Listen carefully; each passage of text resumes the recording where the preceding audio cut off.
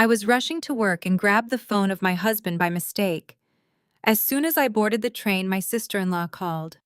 Before I could even say hello, she demanded to know if the diversity hire had signed the mortgage release yet, because his pregnant side piece was threatening to go public. She told him to wire $500,000 to her trust account before my ghetto instincts caught on. She had no idea she was talking to me. And she certainly had no idea that as a forensic accountant, I was about to dismantle their fake aristocratic empire brick by brick. Before I continue this story, let me know where you are watching from in the comments below. Hit like and subscribe if you have ever had to stand up to toxic in-laws who severely underestimated you. The morning started like any other frantic Tuesday in Chicago. I grabbed my coffee, snatched what I thought was my phone off the kitchen island, and sprinted for the L train. It was not until I was securely seated, watching the city blur past the window, that the device in my hand vibrated. The screen lit up with a photo of a woman holding a polo mallet. The caller ID flashed the name Chloe. Chloe is the younger sister of Julian. At 32 years old, she embodies everything exhausting about his family. They are the kind of white American old money who love to subtly remind you of your place. They never miss a chance to critique my natural hair or ask invasive questions about how someone from my background managed to secure a job at a top-tier private equity firm. I swiped the screen to answer, intending to tell her Julian had left his phone at home, but I never got the chance to speak. The moment the call connected, Chloe launched into a frantic, hushed tirade that paralyzed me right there in my seat. "Did you get that diversity hire wife of yours to sign the mortgage release yet?" Chloe demanded, her voice dripping with that familiar country club elitism. "Your blonde side piece is blowing up my phone, Julian. She is threatening to go public about the pregnancy if you do not pay for the clinic today. I need you to wire the $500,000 to my trust account by 2 this afternoon before Maya catches on and freezes the assets. Do you hear me?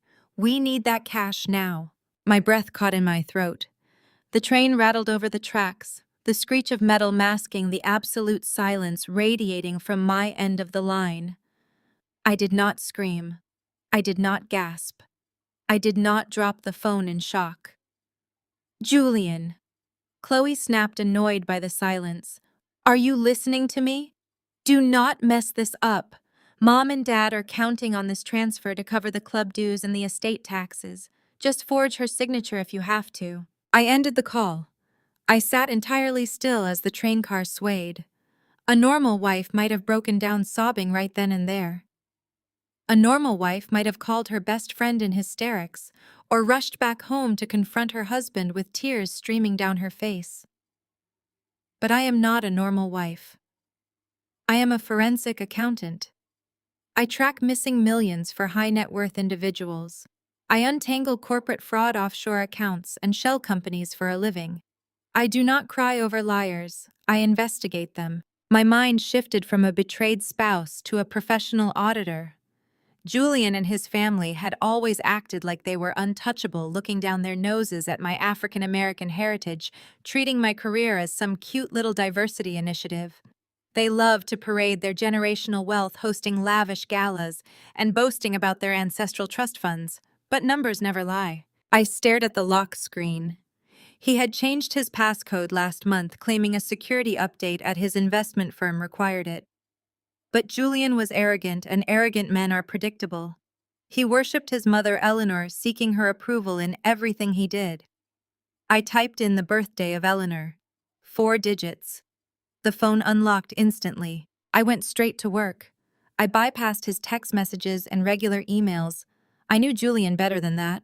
If he was hiding a pregnant mistress and a $500,000 wire transfer, he would not use his primary inbox. I swiped through his app library, searching for the encrypted folders he thought I did not understand. I found a disguised Vault app buried inside a folder labeled Golf Scores. I entered the same passcode. It opened to reveal a secret email account and a hidden photo gallery. My heart hammered against my ribs, but my hands remained completely steady as I scrolled through the evidence of my crumbling marriage. There were photos of the blonde woman, ultrasound pictures, and receipts from high-end jewelers. But the infidelity was just the appetizer. The real feast was in the email attachments. I opened a message thread between Julian Chloe and a local real estate attorney. Attached was a document titled Marital Estate Mortgage Release. I zoomed in on the signature line. There, in digital ink, was my name. It was a flawless forgery of my signature authorizing a massive second mortgage on the house we supposedly owned together. The house I had paid the entire down payment for. They were trying to steal everything I had worked for, and they thought I was too stupid to notice. I took a deep breath, carefully locked the phone, and placed it into my purse. I looked at the train map above the door. My office was 3 stops away, but I was not going to work today. I reached up and pressed the train stop request button, ready to ruin their elite little birthday country party. The doors of the train slid open at the next station, and I stepped out into the rush of morning commuters. I did not head toward the financial district. Instead, I caught the northbound line, heading straight for the affluent North Shore suburbs. I pulled Julian's unlocked phone back out of my purse. My fingers flew across the screen. As a forensic accountant, I do not need a team of investigators to follow a money trail. I just need a starting point. The forged mortgage document was the thread, and I began to pull with everything I had. Every single detail of his life was about to be laid bare. I opened his banking application. Julian was sloppy enough to use the same 4-digit passcode for everything. What I found inside made my blood run cold. The generational wealth my husband and his family constantly bragged about was an absolute illusion. The accounts tied to the glorious family trust were overdrawn or completely empty. They were entirely broke. I dug deeper, accessing his hidden emails with his broker account. The money funding their lavish lifestyle, the luxury cars and designer wardrobes, was not coming from trust dividends. Julian and his sister Chloe were embezzling funds from the investment accounts of Julian's clients. They were siphoning money from middle-class families, teachers, and small business owners to maintain the facade of high society aristocrats. But the ultimate betrayal stared back at me from a folder labeled residential collateral. My pristine credit score, heavily guarded and built over a decade of hard work, had been hijacked. Julian had used my social security number to apply for a massive high-interest loan against our marital home. They needed liquid cash immediately because the embezzlement scheme was on the verge of collapsing. A major client was demanding a portfolio review by the end of the month. The $500,000 Chloe demanded on the phone was the exact amount needed to temporarily cover the missing funds and stop an audit. And they were going to sacrifice my financial future to save themselves from federal prison. I watched the urban landscape of Chicago slowly give way to the sprawling manicured estates of the North Shore. For years, my in-laws had treated me like a charity case. They made backhanded compliments about my natural hair. They loudly praised Julian for being so progressive and open-minded for marrying a black woman from a regular working-class neighborhood. They viewed my corporate success as a cute little diversity quota filler. All the while, these supposedly elite, sophisticated people were nothing more than common thieves wearing cashmere sweaters. They honestly believed they could casually steal from me, and I would just quietly absorb the massive financial loss to protect their precious family name. My phone buzzed in my own pocket. It was a calendar reminder. Eleanor is having her 60th birthday brunch at the country club today. The entire family would be there along with 100 of their wealthiest friends and potential investors. Julian had told me not to bother taking the day off work because the event was just a boring social obligation and my corporate schedule was too demanding. I realize now he simply wanted me out of the way so he could finalize the fraudulent mortgage with Chloe without me asking any questions. They wanted to happily toast to their fake wealth while stealing my hard-earned stability. I took out my own phone and went to work. I called my primary bank and bypassed the automated system using my priority client PIN. Within 10 minutes, I had frozen every single credit card connected to my name. I placed a hard lock on my social security number with all 3 major credit bureaus blocking the fraudulent mortgage application dead in its tracks. Finally, I logged into the single joint account I shared with Julian, which contained the monthly household expenses, and drained it, transferring every penny back into my private holdings. If he wanted to play financial games, he was about to learn what playing against a professional actually felt like. The train finally pulled into the suburban station. I stepped out into the crisp morning air and hailed a rideshare. I gave the driver the address for the most exclusive country club in the state. During the 10-minute drive, I did not shed a single tear. The initial shock had completely evaporated, leaving behind a cold, sharp focus. My mother had always taught me to work twice as hard to get half as far in this world. She taught me the value of integrity and financial independence. My in-laws thought their skin color and their zip code gave them the right to take what I had built. They were about to receive a brutal, unforgiving education in basic economics and strict legal accountability that they would never forget. The rideshare pulled up to the grand wrought iron gates of the club. The driveway was lined with imported sports cars and luxury sedans. The valet rushed forward to open my door, looking slightly confused by my arrival in a standard sedan rather than a chauffeured town car. I stepped out, smoothing the wrinkles from my tailored charcoal blazer. I checked my reflection in the tinted glass of the club entrance. I looked exactly like what I was, a woman who controlled millions of dollars in private equity. I pushed through the heavy mahogany double doors and stepped into the grand foyer. The sounds of a string quartet and clinking crystal drifted from the main ballroom. I could hear the muffled laughter of people who believed they were untouchable. Today was supposed to be a celebration of Eleanor and her pristine high society legacy. I adjusted my posture, squared my shoulders, took one calming breath, and walked confidently toward the ballroom entrance. I was completely ready to burn their fake legacy to the ground. The heavy mahogany doors yielded to my push, revealing a sea of blinding pastel fabrics and the clinking of fine crystal. The Oakbrook Country Club ballroom was a monument to generational wealth, or at least the illusion of it. 100 of the most elite residents of the North Shore mingled in tailored seersucker suits, blush pink sundresses, and ivory linen. My charcoal gray business suit stood out like a warning siren against a backdrop of Easter egg colors. The ambient chatter in the room began to dip the moment my black leather heels clicked against the polished marble floor of the entryway. Eyes turned in my direction. I was the only black woman in the room, and the only person dressed for a corporate boardroom rather than a leisurely Sunday brunch. I kept my chin high and my stride purposeful. Through the crowd, I spotted the guest of honor holding court near a towering champagne pyramid. Eleanor wore a custom lavender dress that probably cost more than my first car. She was laughing gracefully at a joke told by a local state senator, her diamond tennis bracelet catching the light from the chandeliers above. Beside her stood Julian, wearing a light blue linen suit, looking like the picture-perfect heir to an empire.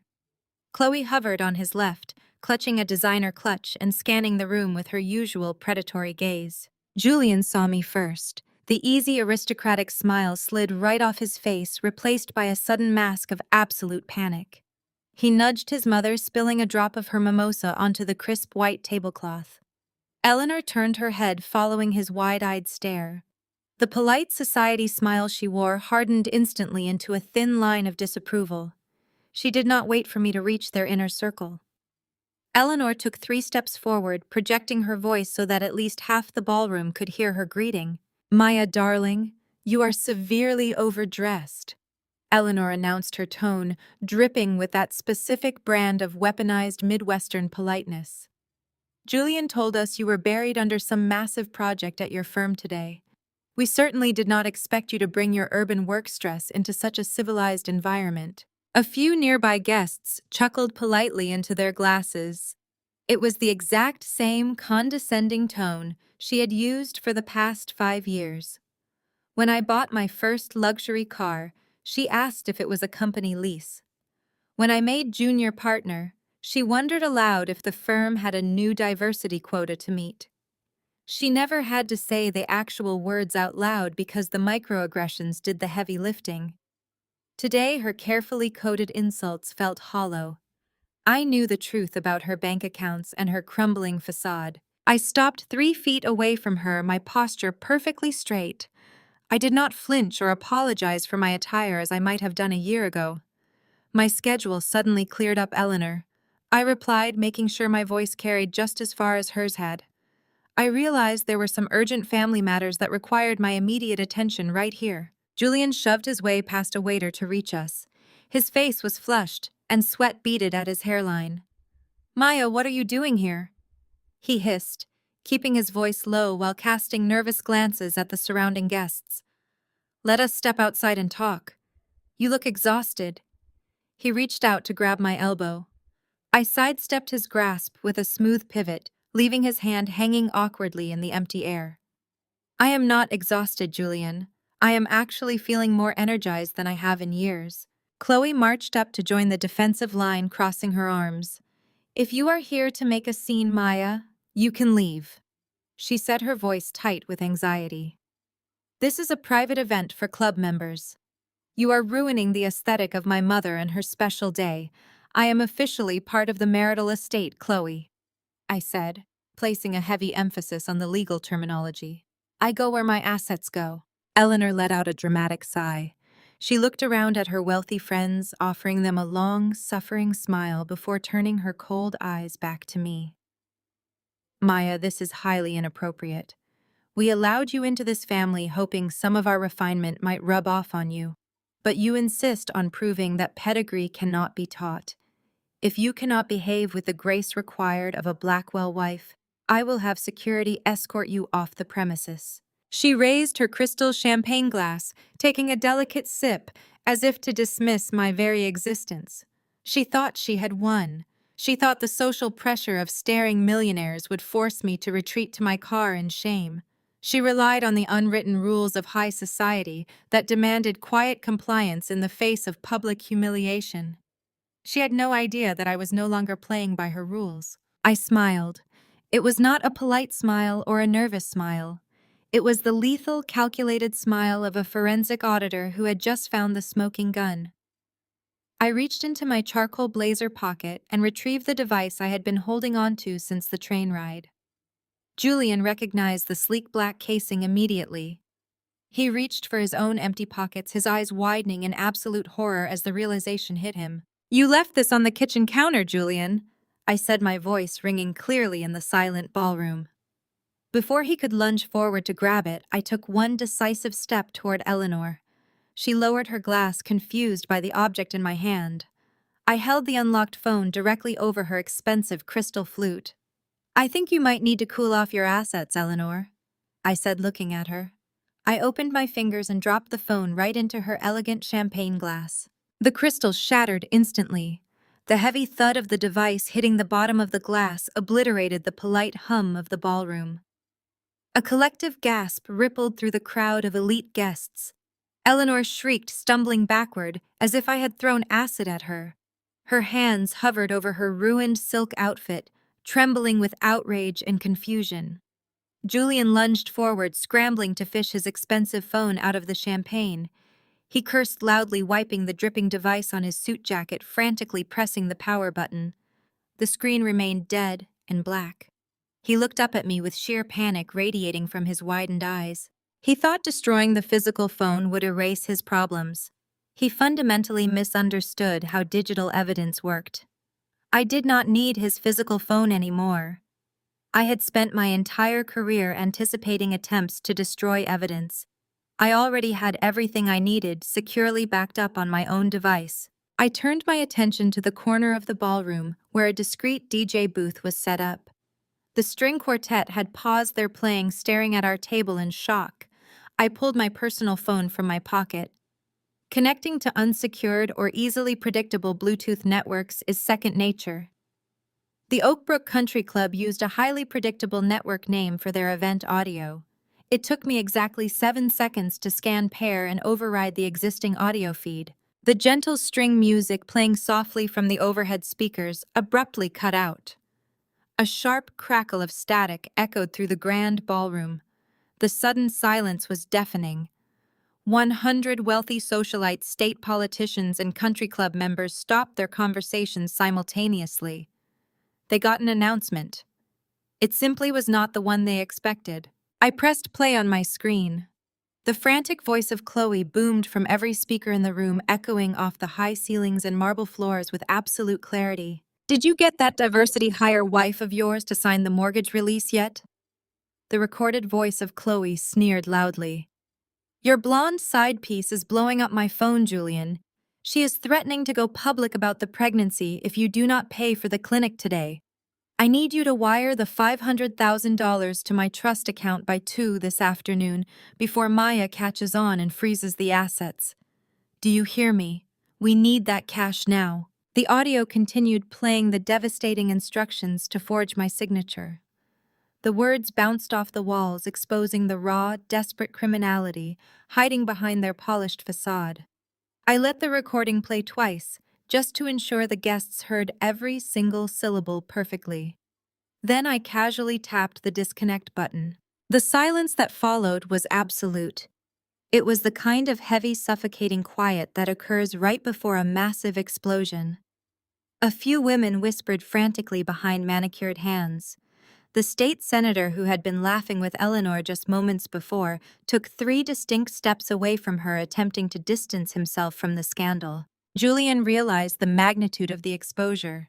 His secret mistress, his fraudulent mortgage, and his embezzlement scheme were now public knowledge among the exact people he relied on for investment capital. The panic in his eyes morphed rapidly into desperate, aggressive defensiveness. He kicked into absolute survival mode, utilizing the weapon his family always wielded against me: gaslighting. Julian rushed forward, positioning himself between me and the staring crowd. He threw his arms up in a gesture of profound, helpless tragedy. He looked around the room, locking eyes with his wealthy clients and family friends, projecting the image of a deeply wounded husband trying to manage an unstable wife. Please, everyone, do not listen to this, Julian announced, his voice ringing with manufactured sorrow. Maya is having a severe mental breakdown. She has been under immense pressure at her corporate job, and she has completely snapped. He turned toward me, adopting a tone of patronizing pity. He reached out as if to gently guide a confused patient. Maya, sweetheart, we talked about this. You are hallucinating again. You created this fake audio file because you are deeply paranoid. You have always felt inferior to my family. Your work stress is making you invent these crazy conspiracy theories to cope with your own inadequacy. Eleanor immediately caught on to the strategy. She dabbed her dry eyes with a silk napkin, playing the tragic matriarch. We have tried everything to get her psychiatric help, Eleanor declared loudly to the guests. We welcomed her with open arms, but she simply cannot handle the pressure of our world. She is deeply unwell. They were attempting to rewrite reality right in front of my eyes. Julian stepped closer, lowering his voice to a menacing whisper meant only for me. You are going to look like an absolute lunatic, Maya. He hissed through a fake smile. No one here is going to believe you over a Blackwell. You just ruined your career. I did not back down. I met his aggressive stare with complete icy composure. I simply adjusted my blazer and prepared to verbally dismantle his pathetic defense. Before I could utter a single word, the crowd parted slightly. Chloe stepped forward from the shadows of the champagne tower. The initial panic she had displayed when the audio played was entirely gone. Her posture was rigid, and her chin was tilted upward in a display of supreme, arrogant confidence. She wore a smug, triumphant smile that sent a warning signal straight through my mind. She was not retreating, she was escalating the conflict. Chloe slowly reached into her oversized leather tote bag. She maintained unbroken eye contact with me as she withdrew a thick stack of crisp legal documents bound by a heavy blue clip. She slapped the paperwork down onto the cocktail table with a resounding smack. She smoothed her hand over the top page, signaling to the room that she was fully prepared for a brutal fight. The heavy blue clip hit the glass surface of the cocktail table with a sharp crack that echoed over the silent ballroom. Chloe pressed her manicured fingers flat against the thick stack of paper and leaned forward. Her designer perfume wafted across the space between us, sweet and cloying. She looked around at the captivated audience of country club members before locking her predatory gaze back on me. This is an official notice of eviction, Maya. Chloe announced, her voice projecting clear and loud to ensure every person in the room heard her triumph. Julian filed for divorce this morning at the county courthouse.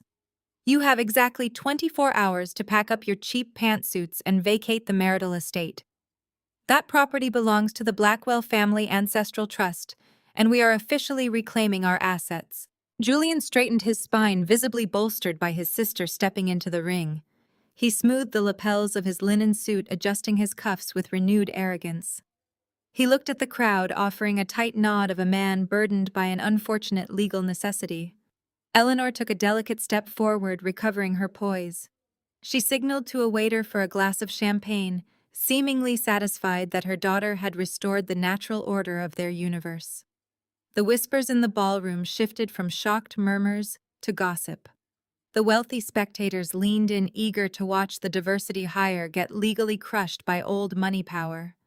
They waited for me to crumble under the weight of their combined authority.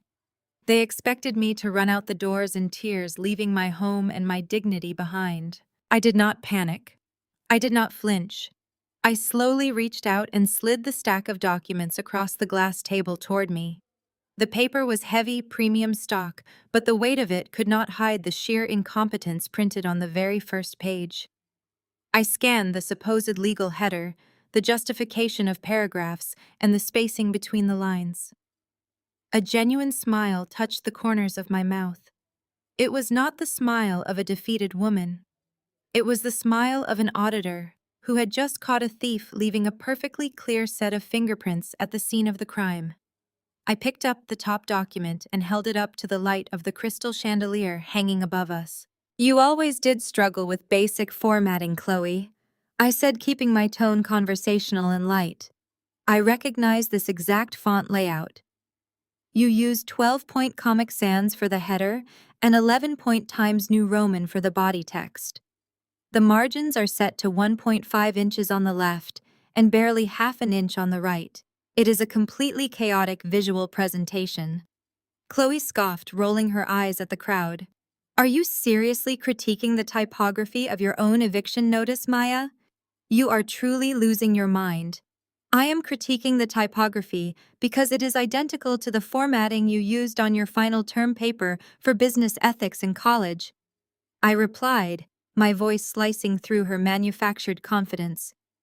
Do you remember that class, Chloe? I certainly do. I spent 3 weeks tutoring you through the core concepts of corporate compliance because you were failing miserably.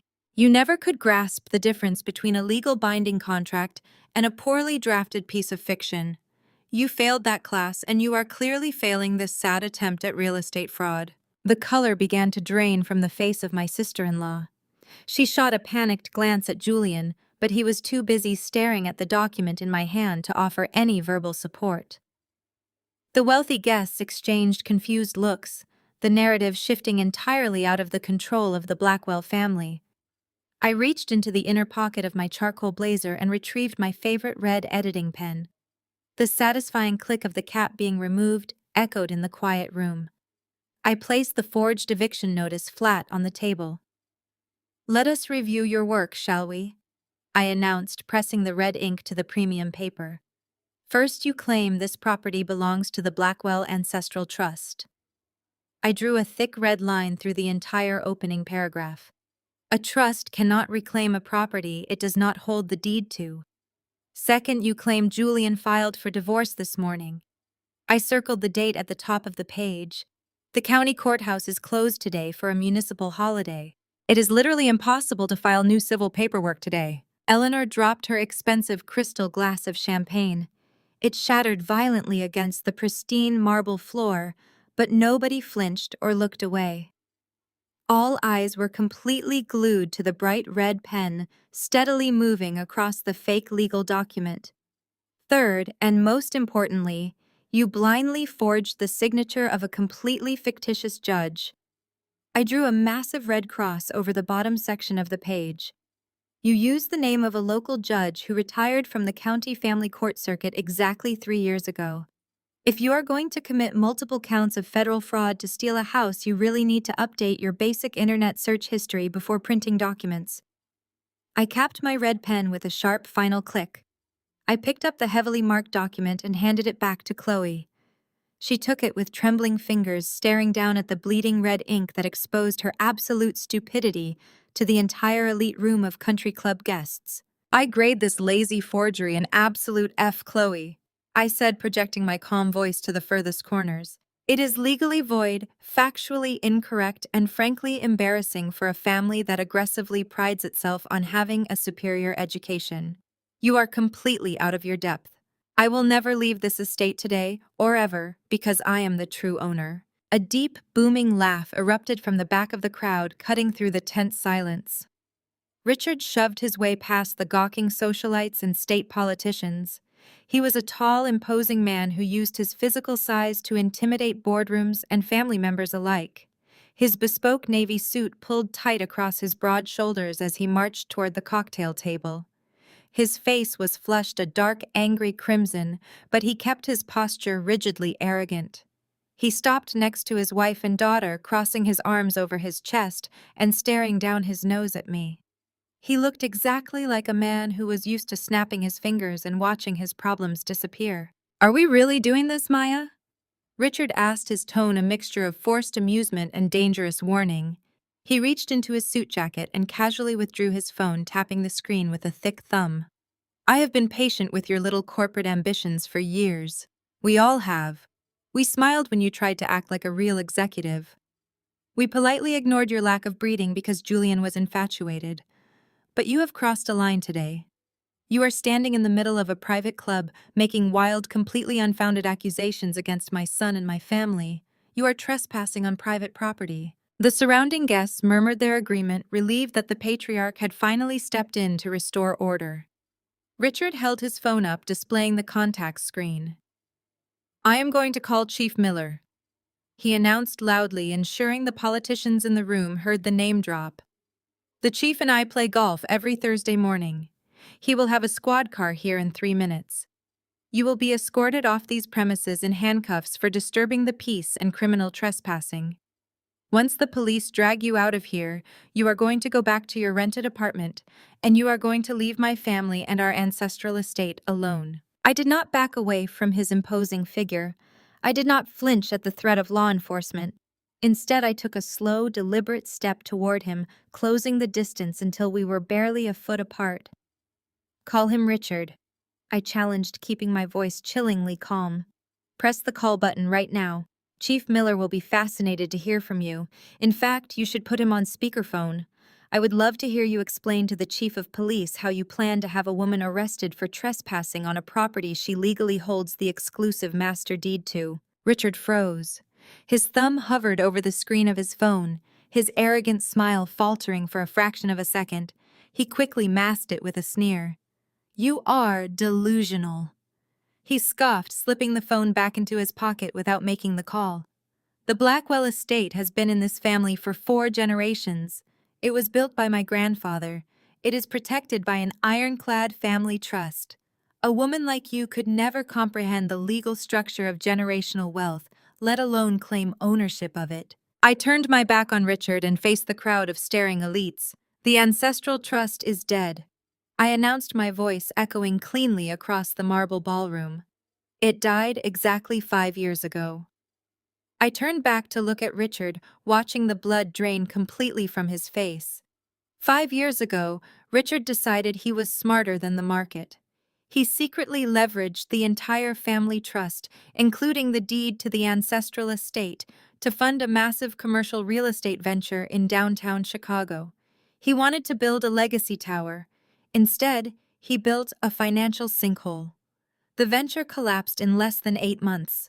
The banks came calling to collect on the massive loans he had personally guaranteed. Eleanor gasped loudly, clutching her throat. She whipped her head around to stare at her husband. "Richard, what is she talking about?" she demanded, her voice shrill with sudden panic. "Tell them she is lying." Richard said nothing. His jaw clenched so tight the muscles ticked in his cheeks. Julian looked down at his Italian leather shoes, unable to meet his mother's eyes. "He did not tell you, Eleanor, because he was terrified of looking like a failure." I continued, stepping closer to the matriarch. "The bank issued a formal notice of foreclosure. The ancestral estate was going to be auctioned off to the highest bidder on the courthouse steps. Julian called me crying hysterically from the kitchen floor of that house, begging me to figure out a way to save his precious family name from total public ruin. You are all about to be homeless. I opened my black leather portfolio. The high-quality zipper sounded incredibly loud in the dead silent room. I reached inside and retrieved a thick stack of heavy watermarked paper. I was the one who saved you, I said, pulling out the documents. I had just received my first major distribution of vested corporate stock options from my firm. It was the money I had earned through years of 80-hour work weeks. It was the wealth I built with my own hands. I liquidated my entire portfolio. I paid off the massive bank lien in full. I satisfied the commercial debt, and I stopped the foreclosure auction just 48 hours before the property was seized. I saved your ancestral home while you sat in the garden sipping iced tea, completely oblivious to the fact that you were utterly bankrupt. Chloe shook her head violently. You are lying, she screamed, pointing a shaking finger at me. You do not have that kind of money. You are just a corporate drone. We let you live in our house because we pitied you. You pitied me. I laughed, a sharp, biting sound. You treated me like a charity case in a house I paid for. You complained about the brand of coffee I bought for a kitchen I owned. You criticized my clothing while I secretly paid the property taxes, keeping a roof over your arrogant heads. You honestly believed you could disrespect me daily while living rent-free on my dime. I held up the heavy watermarked document, unfolding it so the Golden County seal caught the light from the chandeliers. When I paid off the bank, I did not just clear the debt. I executed a quiet title transfer. I announced, pointing to the bold black text at the top of the page. This is the certified master deed to the estate. As you can clearly see, the property is no longer held by the Blackwell Ancestral Trust. It is legally registered to a holding company named Zenith Properties, LLC. I took a step toward Julian, tapping the paperwork against his chest. He flinched, stepping backward into the cocktail table. I am the sole registered proprietor of Zenith Properties, I stated, watching the absolute devastation wash over his face. You do not own a single brick of that house, Julian. You never did. You cannot evict me from my own property. In fact, I am the one evicting you. You have until midnight to get your things out of my house before I have you thrown out for trespassing. Julian stumbled backward, his composure shattered. His hand flew to his jacket pocket, retrieving the soaked phone. The waterproof casing had done its job because the cracked screen suddenly flickered to life, illuminating his pale, sweating face. A succession of alert chimes pierced the heavy silence of the ballroom. Julian swiped at the screen with trembling fingers. His eyes darted back and forth as he read the notifications popping up in real time. The color drained from his cheeks, leaving him looking like a ghost in a tailored suit. My cards! Julian gasped, his voice cracking. Every single one of my platinum cards has been declined. The joint accounts are locked. Maya, what did you do? I did exactly what a financial professional does when they detect a fraud scheme, I replied. While sitting on the commuter train this morning, I made a few phone calls. I bypassed the customer service lines and spoke directly with my banking liaisons. I froze every joint asset we share. I flagged your credit cards for fraud investigation based on your attempts to leverage my social security number for that illegal mortgage. You do not have access to a single dime of my money anymore. Chloe let out a harsh, disbelieving bark of laughter, shaking her head. Your money? Please. You are a junior corporate drone. You crunch numbers in a gray cubicle for 50 hours a week. You do not have the kind of capital to lock down Blackwell accounts. That is exactly the narrative you needed to believe, wasn't it? I turned to face my sister, letting the certainty in my voice wash over the audience. You all loved mocking my daily corporate grind. You rolled your eyes whenever I had to skip your luncheons and charity galas because I had to work. You assumed my job was just a diversity quota filler to keep me occupied while Julian handled the real wealth. But you never bothered to ask what my title was, did you? Richard stepped forward, his jaw tight and fists clenched. You are just an accountant. I am the Senior Managing Director of Private Wealth Acquisition at Sterling & Vance. I stated, watching the sneers melt off their faces. I do not just balance ledgers. I manage an $80 million portfolio for some of the institutional investors in the country. The money I used to save your ancestral estate from foreclosure was a fraction of my performance bonus. I have been building a financial fortress while you were busy trying to maintain a crumbling illusion of high society relevance. The gasp from the country club guests was audible. The state senator whispered something to his wife, his eyes wide. Several investors in the crowd who knew the name of Sterling and Vance exchanged impressed glances. The dynamic in the room had shifted. I was no longer the charity case they had tolerated. I was the apex predator in an ecosystem they barely understood. "You are bluffing," Julian stammered, frantically tapping his ruined phone screen. "You cannot just cut me off like this. I have standing transfers scheduled. I have vendor payments for the country club. The outstanding balance on this brunch alone is $10,000. They will arrest me for theft of services." "Then I suggest you start washing dishes in the kitchen, Julian." I offered a tilt of my head that I knew would infuriate him. "Because the bank confirmed the lock. Your accounts are frozen pending a federal audit of your transfer requests. You have zero liquid capital. You cannot pay for this party. You cannot pay the retainer for a divorce attorney. And you cannot pay back the $500,000 you embezzled from your client's trust accounts." At the mention of the embezzled funds, Julian looked physically ill, swaying slightly on his loafers. Richard cursed under his breath, taking a step away from his son, as the reality of the criminal exposure hit him. The attendees who had entrusted their money to Julian and his investment firm immediately began pulling out their phones, frantically checking their own portfolio balances. The pristine ballroom was rapidly descending into total wealthy chaos. Eleanor watched her golden boy crumble. She watched her husband distance himself. She watched her elite friends turn into angry, suspicious predators.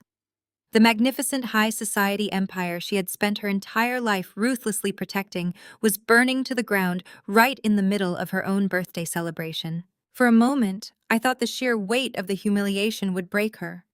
Her manicured hands trembled, and her breath hitched in her chest. But Eleanor Blackwell was not a woman who surrendered easily. She possessed a terrifying, highly venomous resilience. Suddenly, a sharp, manic laugh erupted from her throat. It started low, an unnatural grating sound that cut through the rising panic in the ballroom. The laughter grew louder, shrill and chilling, forcing the murmuring guests to fall silent once again. Eleanor straightened her posture, smoothing the front of her lavender silk dress. She lifted her chin, her eyes flashing with a dangerous, completely unhinged triumph. "You really think you have won, Maya?" Eleanor asked, her voice dripping with venomous amusement. "You think your little corporate title and your frozen bank accounts mean anything in the grand scheme of things?" "Math does not lie, Eleanor," I replied, keeping my stance relaxed but vigilant. "Your son is a criminal, your family is bankrupt, and your house belongs to me. There is no strategic exit from this scenario." "Oh, you naive, arrogant girl," Eleanor sneered, taking a slow, predatory step directly toward me. "You always were far too focused on the spreadsheets to see the bigger picture. You think you cornered us. You think we are ruined." She laughed again, a harsh sound that echoed off the crystal chandeliers. "Your money does not matter anymore, Maya. None of this matters. Because I saw this coming and I have permanently fixed the entire pathetic situation."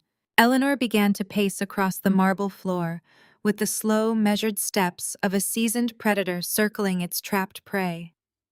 The heavy silk of her lavender dress rustled in the oppressive silence of the ballroom. She slowly looked at the faces of her wealthy friends, her political allies, and her elite country club peers, ensuring that every single person in the grand room was hanging on her every word. She was orchestrating a performance meant to utterly destroy my reputation and reestablish her absolute dominance over the Blackwell empire. "You honestly believed you could operate in the shadows, Maya?" Eleanor asked, her tone dripping with aristocratic condescension. "You thought you could freeze accounts and execute quiet title transfers without arousing my suspicion. I have spent 40 years managing the social and financial currents of this city. I know exactly when a storm is brewing. I noticed the discrepancies in your schedule weeks ago. I saw the late-night phone calls you took on the terrace and the way you carefully avoided leaving your financial documents in the home office. I knew you were accumulating capital, and I knew you were preparing to strike. The murmurs in the ballroom died down completely. The state senator who had been whispering moments before now stood perfectly still, his champagne glass forgotten in his hand. Richard straightened his posture visibly, recovering his arrogant composure as his wife took command of the battlefield. He smoothed his tailored lapels and shot me a look of pure, unadulterated triumph. Chloe leaned against a cocktail table, crossing her arms and smiling like a spoiled child watching a rival get reprimanded. I did not rely on banks or frozen credit limits to protect my family, Eleanor announced, projecting her voice to the farthest corners of the room. I relied on loyalty. I relied on the kind of deep generational connections and systemic power that a woman like you could never buy with a pathetic performance bonus. I made a phone call last night to Arthur Pendleton. You know Arthur, do you not, Maya? He is the senior managing partner at Pendleton, and Hayes, the law firm that handles the Blackwell estate, and conveniently the firm that oversees the incorporation filings for your little private wealth management group. Arthur and Richard have been brothers in arms since their days at Yale. They understand that blood and loyalty always supersede corporate technicalities. I watched Julian puff out his chest, his earlier panic entirely evaporating. He pocketed his useless declined cell phone and took a step toward me, his arrogant smirk returning in full force. Eleanor stopped pacing across the room and planted herself directly in front of me, her cold eyes glittering with a deeply malicious joy. Arthur was incredibly helpful. Eleanor continued, her voice lowering to a theatrical, conspiratorial volume. He executed a quiet administrative override on the corporate registry for your private accounting and wealth management firm. Since you built that company while married to my son, it constitutes a joint marital asset under state law. Arthur simply expedited the inevitable legal division of that asset. As of midnight last night, exactly 50% of the voting shares in your highly profitable private firm were officially and legally transferred into Julian Blackwell's name. The collective gasp from the audience was loud enough to echo off the vaulted ceilings. It was a masterclass in corrupt old money power. They had used decades-old college connections and highly illegal administrative tampering to bypass the entire judicial system. They had orchestrated corporate theft, masquerading as marital asset division. Julian crossed his arms, mirroring his father's aggressive stance. He looked at me with a sickening mixture of greed and vindication. Your frozen credit cards mean nothing to me now, Maya, Julian sneered, stepping up beside his mother. If you own the house, then I own half of your entire professional empire. Every client you manage, every portfolio you oversee, and every dollar of profit you generate flows directly into my pocket. I am a majority shareholder in your firm. You tried to lock me out of my own life, but you only succeeded in handing me the keys to yours. I can fire you from your own company tomorrow morning. I can liquidate your client assets. I can completely dismantle everything you have built since the day you graduated college. Chloe giggled, a sharp grating sound that sliced through the heavy atmosphere. She picked up a fresh glass of champagne from a passing waiter and raised it in a mock toast. Here is to the new senior managing director. Chloe mocked, gesturing toward her brother. Eleanor smiled, a cold, calculating expression that held absolutely zero warmth. She looked me up and down, taking in my tailored suit and my steady posture. You thought you could outsmart generational wealth. Eleanor gloated, her voice echoing with finality. We always win, Maya. We built the rules you are trying to play by. Half your company belongs to my son now. You are going to sign the master deed to the estate back over to the family trust today, or Julian will liquidate your firm and leave you with absolutely nothing at all. The wealthy spectators watched me closely, waiting for the inevitable breakdown. They expected me to fall to my knees in despair. They expected tears, screaming, or frantic denials. I stared at Eleanor. I looked at Julian's smug face and Richard's triumphant glare. I looked at the crowd of elites who honestly believed that corruption and old money influence were an invincible shield against consequence. I simply did not panic at all. I did not shed a single tear. Instead, a low chuckle rumbled in my throat. It grew louder, bubbling up through my chest until it escaped as a full, unrestrained laugh. I threw my head back, laughing uncontrollably. The entire ballroom froze in complete, absolute silence. Eleanor's victorious smile vanished instantly. Julian stared at me like I had suddenly lost my mind. I wiped a tear of pure, genuine amusement from the corner of my eye and slowly caught my breath. The silence in the grand ballroom was absolute, broken only by the soft clinking of ice melting in forgotten glasses and the ragged breathing of the surrounding elite. Eleanor stood rigidly, her triumphant sneer replaced by a deep, unsettling confusion. She glanced at her husband, seeking reassurance, but Richard was staring at me with the cautious wariness of a man who suddenly realized he had stepped on a hidden landmine. I straightened my tailored blazer, taking a moment to savor the absolute panic blooming in the eyes of my former family. "You truly are a victim of your own boundless arrogance, Eleanor," I said, keeping my tone conversational and light, as if we were discussing the weather. "You are so accustomed to bulldozing your way through life with your heavy checkbook and your inherited country club connections that you forgot the cardinal rule of high-stakes finance. You never acquire an unknown asset without conducting a ruthless, comprehensive process of due diligence. You and Arthur Pendleton were so desperate to orchestrate your little midnight corporate raid that you blindly grabbed the very first company you saw registered under my personal name." I turned my attention back to my ex-husband. Julian was clutching his ruined phone so tightly, his knuckles were stark white against his tanned skin. His chest heaved with shallow, erratic breaths, his eyes darting frantically around the room, as if looking for an escape route that did not exist. "Did you honestly believe I was entirely ignorant of your extracurricular activities, Julian?" I asked, letting the question hang heavily in the tense air. "You seem to forget the core nature of my profession. I am not just a standard wealth manager who balances checkbooks for the idle rich. I spent the first 6 years of my career as a senior forensic accountant for the federal government. My entire job was dismantling complex financial crimes and tracking stolen capital through convoluted international banking systems. I did not just discover your ridiculous embezzlement scheme this morning on the commuter train. I have known all about it for exactly 3 weeks." Julian took a sudden, unsteady step backward, bumping hard into a cold marble pillar. The wealthy clients standing nearby instinctively recoiled from him, pulling their wives and associates away, as if his sudden public disgrace was a highly contagious disease. 3 weeks ago, I noticed a minor, completely amateurish discrepancy in our household operating budget. I continued projecting my voice so every single investor and politician in the room could hear the grim details of his failure.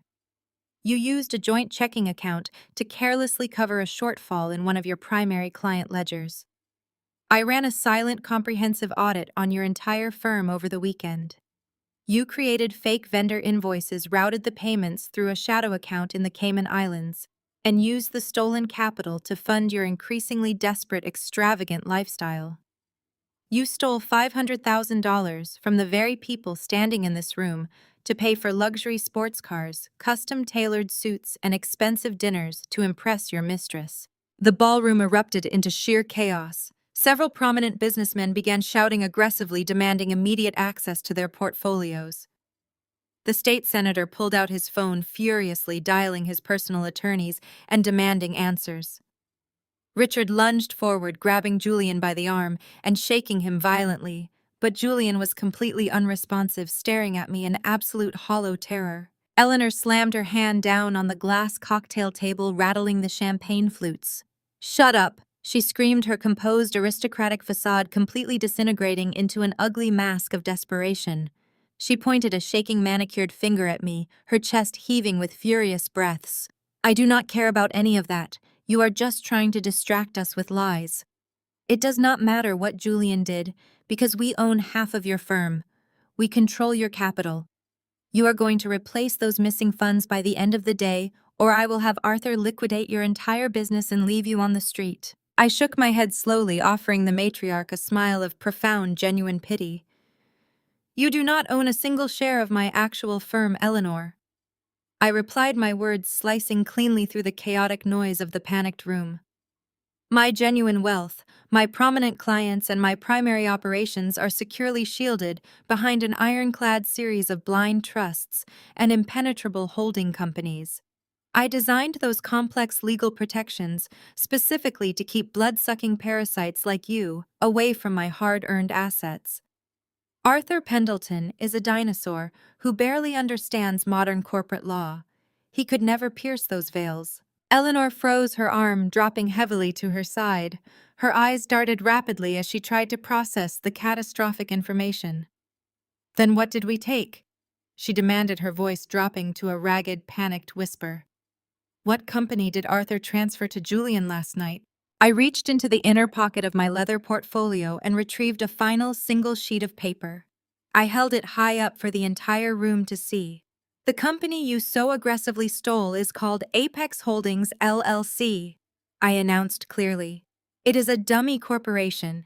It is a completely hollow shell LLC that I personally established 6 months ago to contain a massive financial disaster." I walked directly up to Eleanor, forcing her to look at the damning printed document.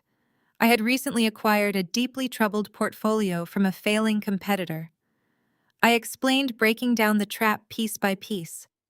That portfolio came attached to a heavily audited, highly toxic corporate entity. The previous owners had engaged in severe fraudulent activities over a span of a decade. They were currently under a massive active investigation by the Internal Revenue Service. Apex Holdings holds absolutely zero liquid assets. It generates zero revenue. Its only purpose was to act as a legal containment vessel for a monumental catastrophic tax debt.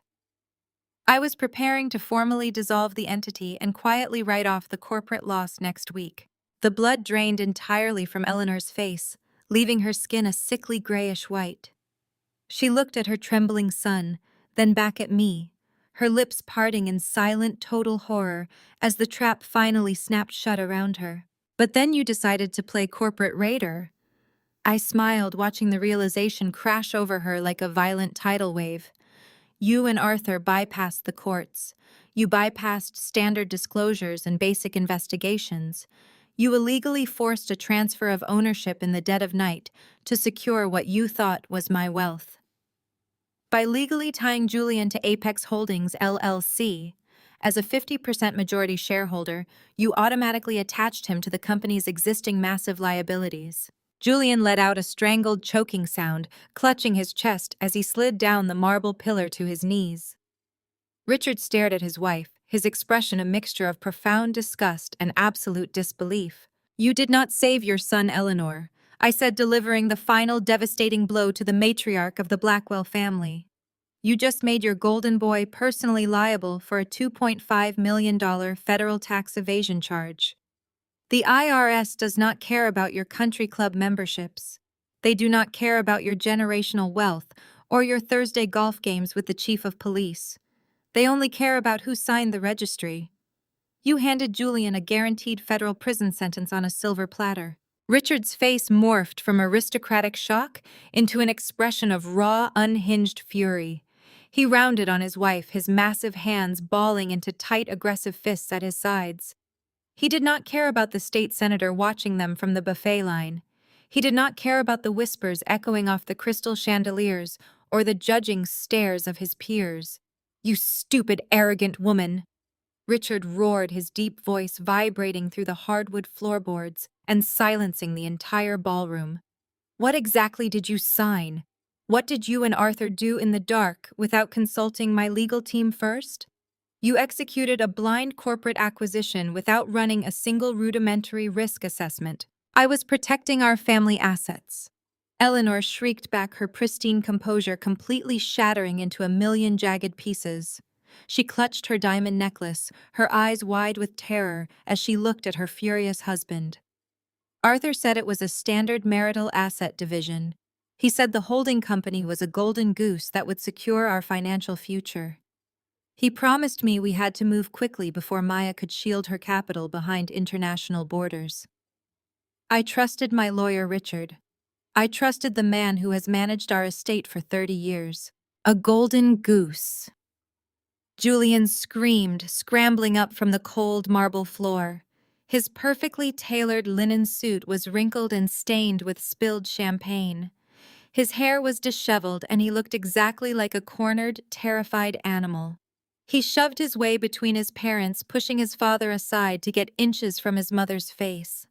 You attached my social security number to a massive federal tax evasion investigation. The IRS is going to seize my professional licenses by tomorrow morning. They are going to freeze my passport. You did not read the corporate filings, did you? You just blindly signed away my entire life because you wanted to play corporate raider and pretend you were a financial genius. I did this for you. Eleanor wailed, tears finally breaking through her flawless makeup and streaking down her pale cheeks. She reached out to touch Julian's arm, seeking some kind of desperate validation, but he slapped her hand away with a vicious, resentful strike. I secured those shares for your future, Julian. How was I supposed to know she laid a trap for us? Arthur is the best estate lawyer in the entire state. He assured me the paperwork was flawless and clean. Arthur is a senile fool who handles trust funds for dead widows. Richard bellowed, stepping directly into Eleanor's personal space and forcing her to shrink back against a cocktail table. You bypassed the compliance officers at my firm. You bypassed the risk assessment team. You let your massive, unchecked ego dictate a blind corporate acquisition, and now the federal government is going to tear my son apart piece by piece. You have ruined the Blackwell name forever. You have ruined absolutely everything we spent our lives building. The spectacle was undeniably glorious. The pristine, highly cultivated facade of the Blackwell family was violently tearing itself apart in the middle of a Sunday brunch. The elite country club guests, who just minutes ago were laughing at my impending eviction, were now actively backing away in sheer horror. They treated the family like a sudden, highly contagious disease. Several prominent businessmen were typing rapidly on their phones, undoubtedly texting their brokers to pull any remaining capital from Julian's firm before the feds moved in. The state senator and his wife had already slipped out a side door, refusing to be photographed anywhere near a family implicated in a multi-million-dollar federal tax fraud ring. The ultimate high society dynasty was reduced to a screaming match of pointing fingers and bitter accusations, while the matriarch and the golden boy tore each other to shreds. I kept my eyes scanning the room. I knew exactly how parasites operated when the host body began to die. My gaze locked onto Chloe. The youngest Blackwell had remained unusually silent during the massive explosion. She was standing near the back of the remaining crowd, her eyes darting nervously toward the main exit doors. Chloe understood the unforgiving math of the situation perfectly well. With Julian facing federal prison and her parents' assets likely to be scrutinized by the authorities, the Blackwell wealth was evaporating by the second. She took a slow, calculated step backward, slipping behind a group of whispering socialites. She pulled her phone from her designer clutch, her thumbs flying across the screen with desperate, frantic speed. I knew exactly what she was doing. 3 weeks ago, while auditing Julian's disastrous accounts, I had intercepted a frantic digital voicemail from Chloe to her brother. She had been aggressively demanding a $500,000 wire transfer to a private offshore trust. It was an emergency escape fund she had been quietly building in the Cayman Islands, far away from her parents' control. She was trying to execute that massive transfer right now, desperate to secure $500,000 before the federal government swooped in and froze the entire domestic banking network. Chloe kept her head down, her blonde hair falling forward to shield her panicked face as she wove her way through the distracted crowd. She did not look at her screaming mother or her weeping brother. Pure, selfish survival was her only remaining instinct. She bypassed the sprawling buffet table, ignored the shattered champagne glasses on the floor, and made a stealthy beeline for the heavy, towering oak doors that led to the country club's grand foyer. She was just 10 feet away from freedom, her finger hovering over the final confirmation button on her banking app to authorize the wire transfer. I moved much faster. I slipped through the panicked crowd, taking a quick shortcut past the melting ice sculpture and stepped smoothly into the doorway, blocking her only path of escape. When Chloe finally looked up, ready to push open the heavy oak doors and disappear into the Sunday afternoon, she nearly collided right into my chest. She gasped, stumbling backward and clutching her phone tightly to her heart. I did not say a single word. I simply threw my head back and let out a loud, uncontrollable laugh that echoed through the foyer, confusing the entire room. I raised the sleek black tablet I had pulled from my portfolio and turned the bright screen directly toward her. I watched her pupils dilate in absolute sheer horror as she read the glowing red text confirming that her secret Cayman Trust account was permanently frozen with a balance of absolute zero. Chloe stared at the tablet, her mouth opening and closing like a suffocating fish. The heavy oak doors behind me remained firmly shut. I lowered the device, letting the stark reality of that zero balance sink into her highly privileged brain. Her manicured hands began to tremble so violently that she dropped her phone. The expensive device clattered loudly against the polished marble floor, the screen cracking in a jagged spiderweb pattern that perfectly mirrored the sudden violent destruction of her entire life. She looked wildly back toward her parents, but they were entirely consumed by their own catastrophic downfall, screaming viciously at Julian, while the remaining guests watched in morbid fascination. "You really thought you could just quietly slip out the back door, Chloe?" I asked, my voice carrying a lethal calm that made her flinch. "You thought you could abandon your sinking family and disappear to a tropical island with $500,000 of stolen money while they took the fall?" Chloe tried to compose herself, forcing a haughty glare that looked utterly pathetic on her pale, sweating face. "That is my personal trust fund, Maya." She stammered, her voice shrill and desperately defensive. "You have absolutely no right to interfere with my private banking. You are just a vindictive ex-wife trying to ruin us because you are jealous of our lifestyle." I took a slow, deliberate step toward her, forcing her to back up until her shoulders hit the heavy wood of the exit doors. "Your personal trust fund." I repeated the words loudly enough for the sound to carry across the grand foyer and bleed back into the main ballroom. The shouting between Richard and Eleanor abruptly stopped. Everyone turned to look at us.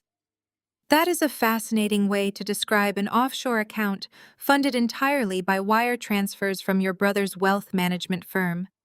But let us be completely honest with your country club friends about exactly where that $500,000 was coming from." I walked past Chloe and stepped back into the main ballroom, making sure I had the undivided attention of every single person in the room.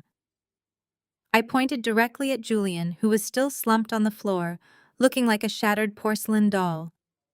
Julian did not have $500,000 in liquid capital sitting around to casually wire to his little sister. I announced, pacing slowly across the floor.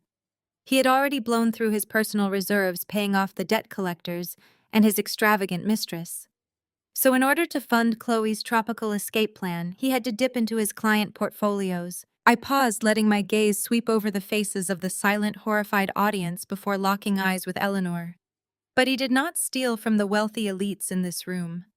He knew you all had aggressive lawyers and active accountants who would notice a missing $500,000. Instead, he targeted a group he thought was entirely defenseless. He knew they did not have expensive wealth managers scrutinizing every line item on a daily basis. Your brilliant Ivy League-educated son raided the pension fund of the Municipal Public School Teachers Union. I stated clearly, letting the sheer depravity of the crime echo in the opulent space. He siphoned $500,000 directly out of the retirement savings of men and women who have spent 30 years working in crowded classrooms, grading papers, and buying school supplies out of their own meager paychecks. He packaged the stolen funds as fabricated administrative fees, passed them through his newly acquired dummy corporation, and routed them directly into Chloe's offshore account. You were actively stealing the life savings of hardworking public servants just so Chloe could sip margaritas in the Cayman Islands while the rest of your family burned to the ground. Chloe let out a panicked sob, covering her face with her hands as the wealthy spectators began to murmur in absolute disgust. Even among the ruthless corporate raiders of high society, stealing from a teachers' union pension fund was a line you simply did not cross. It was not just illegal. It was deeply, profoundly embarrassing. I looked at Eleanor, whose aristocratic posture had completely collapsed. She looked like a hollow, terrified shell of the terrifying matriarch I had once feared. "You spent the last decade mocking my background, Eleanor. I said, my voice dropping to a harsh, unforgiving register that commanded total silence. You constantly reminded me that I grew up in a working-class neighborhood. You sneered at my public school education, treating it as a disease I needed to be cured of. You made endless condescending remarks about my parents who worked hourly shifts just to keep a roof over my head. You called my community gritty and unrefined at your elegant dinner parties. You treated me like I was a stray dog you had graciously allowed into your pristine mansion out of sheer charity. You genuinely believed that your generational wealth made you morally superior to me and everyone I grew up with. You wore your privilege like a crown and used it to bludgeon anyone who did not meet your impossible standards. I took another step forward, forcing Eleanor to look me directly in the eyes. But look at yourselves now, I demanded, gesturing to the pathetic scene before me. Look at the great Blackwell dynasty laid bare for everyone to see. You are not superior to anyone. You are not elegant or refined. Underneath the designer dresses and the expensive champagne, you are nothing but common thieves. You are scavengers picking the pockets of school teachers who work 10 times harder in a single day than any of you have worked in your entire lives. My working-class parents would never stoop to this level of absolute moral bankruptcy. You disgust me on a fundamental level. Richard suddenly shoved his way forward, his face purple with rage and desperation. He pointed a trembling finger at me. You freeze that transfer right now, he barked, trying to muster his old commanding authority but failing miserably. You unlock Chloe's account and you wire that money directly back to the union before anyone notices it is missing. We will cover the shortfall. We will write a check today and make this entire situation go away. You are not going to ruin my daughter over a temporary lapse in judgment. I stared at my former father-in-law, absolutely astounded by his enduring delusion. Even now, facing total destruction, he honestly believed he could just write a check and sweep a massive federal crime under the rug. He believed that his money and his status granted him immunity from consequence. He thought this was just a game I was playing to humiliate them. I offered him a cold, merciless smile that made him freeze in his tracks. You still do not understand the reality of your situation, Richard. I replied, my tone completely devoid of sympathy. I did not just freeze the transfer to play a prank on your daughter. I am a licensed fiduciary. When I uncovered a coordinated massive theft targeting a municipal pension fund, I was legally obligated to report it. And I am incredibly thorough at my job. I raised my tablet again, tapping a single button on the screen. I did not just halt the transaction, I said, my voice ringing with absolute finality. 2 hours ago, I compiled the entire paper trail. I bundled every fake invoice, every forged signature, every internal email Julian sent, and the complete routing history of Chloe's offshore accounts. I took all of that devastating, undeniable evidence and I forwarded it directly to the Enforcement Division of the Securities and Exchange Commission. The words Securities and Exchange Commission triggered a reaction unlike anything I had ever witnessed in polite society. It was not a gasp or a scream. It was a collective physical flinch that rippled through the entire ballroom. For a fraction of a second, the room existed in a suspended vacuum of absolute terror. Then the dam broke, and sheer, unadulterated panic flooded the elegant space. Dozens of wealthy socialites and business tycoons simultaneously abandoned their practiced poise. They scrambled for their cell phones, frantically pulling up their banking apps and investment portfolios. The clatter of dropped silverware and shattered crystal echoed across the room as people pushed past one another, desperate for a signal bar. A prominent real estate developer named Harrison Vance shoved his way through the crowd, his face purple with rage. He had been playing golf with Richard just yesterday, bragging about his returns. Now he looked absolutely ready to commit murder. Vance lunged toward Julian, grabbing him by the lapels of his ruined linen suit and hauling him off the marble floor. "Where is my money, you little parasite?" Vance roared, shaking my ex-husband violently. "I transferred $4 million into your flagship fund last Tuesday. If you routed my capital to pay off the offshore accounts of your sister, I will bankrupt everyone." Richard tried to intervene, stepping between Vance and his son, but 3 other furious investors immediately swarmed him. The patriarch of the Blackwell family was suddenly surrounded by a mob of his own country club peers, demanding answers he did not possess. Women in designer dresses were weeping openly, clutching their phones as their screens displayed frozen accounts and pending SEC holds. The sophisticated Sunday brunch had devolved into a vicious corporate riot. The facade of old money solidarity vanished instantly, replaced by the ruthless primal instinct of financial survival. Julian managed to rip himself away from the man staggering backward until he collided with the buffet table. He looked wildly around the room, witnessing the utter destruction of his professional reputation and his social standing. His eyes landed on Chloe, who was still pinned against the exit doors, staring at her zero balance. Survival instinct finally kicked in, overriding whatever twisted sibling loyalty they previously shared. Julian pointed a trembling finger directly at his sister, attempting to deflect the violent rage onto a new target. It was her idea. Julian screamed, his voice cracking with desperate cowardice. "Do not look at me like that, Dad. Chloe made me do it. She has been bleeding money for 18 months. Her stupid luxury boutique on Fifth Avenue has been entirely insolvent since the day she opened the doors. She could not pay her commercial rent or her vendors. She threatened to tell Mom about the shortfall in my own personal accounts if I did not help her cover her massive commercial debts.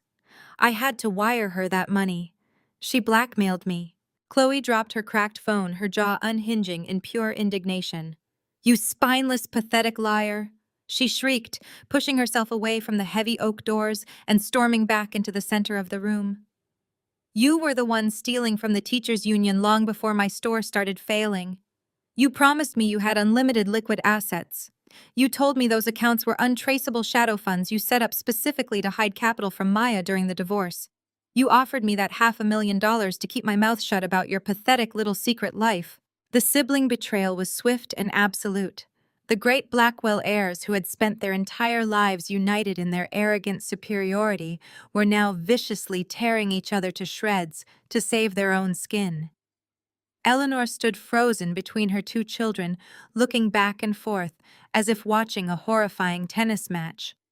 Her perfectly constructed world, where her son was a financial genius and her daughter was a successful entrepreneur, was exposed as a complete fraudulent mirage.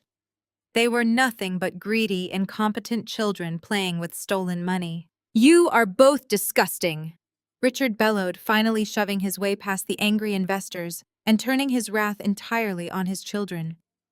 "You have destroyed the Blackwell legacy forever. My own firm will be investigated because of your monumental stupidity. I will personally see to it that neither of you ever sees another single dime of my money."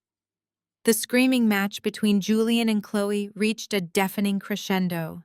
Julian was practically sobbing, claiming he was heavily manipulated, while Chloe shouted vile obscenities that made the remaining socialites gasp in absolute horror. Eleanor finally found her voice, attempting to scream over her children to restore some semblance of order to the ruined ballroom. She demanded they stop talking.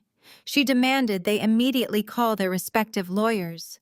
She demanded that everyone in the room calm down and remember exactly who they were dealing with. No one was listening to her anymore. The country club was a chaotic war zone of ruined reputations and completely vanished fortunes. I stood quietly near the entrance, watching the glorious implosion unfold. I did not need to say another word. The trap I had laid over the past 3 weeks had worked perfectly. I anticipated their greed, their arrogance, and their willingness to betray each other. But there was one variable I had not factored into my schedule. A loud sound pierced through the chaos. Julian let out a dying gasp. His secret mistress had officially arrived at the absolute worst possible time to watch him fall. The heavy oak doors shuddered against their hinges as the young woman marched furiously into the grand ballroom. She possessed the glossy, perfectly blown-out blonde hair of a 24-year-old junior analyst, but her usually pristine face was entirely distorted by rage. Her emerald green maternity dress stretched tight across her swollen stomach, highlighting the undeniable physical proof of Julian's staggering infidelity. The wealthy country club patrons parted for her like the Red Sea, completely captivated by this new layer of absolute disaster. She ignored the sea of designer gowns and tailored suits, completely oblivious to the financial ruin actively unfolding around her. Her tear-streaked eyes scanned the chaotic room with lethal precision until they locked dead onto my trembling ex-husband. She stalked across the marble floor with the heavy, determined steps of a woman who had absolutely nothing left to lose. Richard and Eleanor backed away in sheer, horrified silence, unable to process the sudden arrival of their illegitimate grandchild. Julian shrank back against the buffet table, throwing his hands up in a pathetic defensive gesture, as the blonde woman closed the distance between them. "You absolute coward!" She screamed, her shrill voice echoing off the vaulted ceilings and shattering the last remaining shred of country club decorum. She dug into her designer purse and violently hurled a platinum credit card directly at his chest. The plastic square bounced off his ruined linen lapel and clattered loudly onto the polished floor. "You promised me that specific card had an unlimited ceiling." I was standing at the front desk of the elite fertility clinic on Park Avenue, ready to pay for the specialized prenatal treatments you swore you would cover. The receptionist swiped it 3 times, Julian. It declined every single time. They looked at me like I was a common street beggar. I had to walk out of a crowded waiting room crying because the father of my child could not even pay for a basic sonogram. The entire ballroom gasped collectively, but the young analyst was just getting started. She stepped right into Julian's personal space, forcing him to look her in the eye. "Where is the hush money you promised me?" she demanded aggressively, pointing a perfectly manicured finger at his face. "You swore the wire transfer would hit my offshore account this morning. You said once the funds cleared, I could quit my junior analyst position at your firm and move into the Hamptons house. You told me the divorce was a done deal because your stupid wife was completely clueless about your intricate finances. You sat in my apartment last week and laughed about how easy it was to steal her firm right out from under her. You told me you never even loved Maya. You claimed she was just a convenient corporate stepping stone." She turned her head, addressing the horrified socialites and investors watching the spectacle. "He told me he only married her to satisfy the diversity quotas for the board of directors." She yelled, her voice thick with bitter resentment. "He said having a self-made minority wife was the equivalent of a corporate green card. It made him look highly progressive to his liberal investors. He called her a useful idiot who was far too busy working to notice he was building a secret life with me. He promised me that as soon as he liquidated her hard-earned assets, we would be a real family. Now I am standing here pregnant, humiliated, and completely broke because my supposedly brilliant billionaire boyfriend cannot even keep a credit card active." Julian looked like he might actually vomit right there on the floor. His mother covered her face with her hands, weeping hysterically into her palms, while his father stared at the floor in profound, defeated silence. The furious investors who had just lost millions to Julian's embezzlement scheme glared at the mistress, realizing their stolen capital was supposed to fund her lavish Hamptons getaway. The room crackled with aggressive, volatile energy. The junior analyst stood shaking with adrenaline, her chest heaving, as she waited for Julian to offer a valid explanation that simply did not exist. I watched the young woman closely.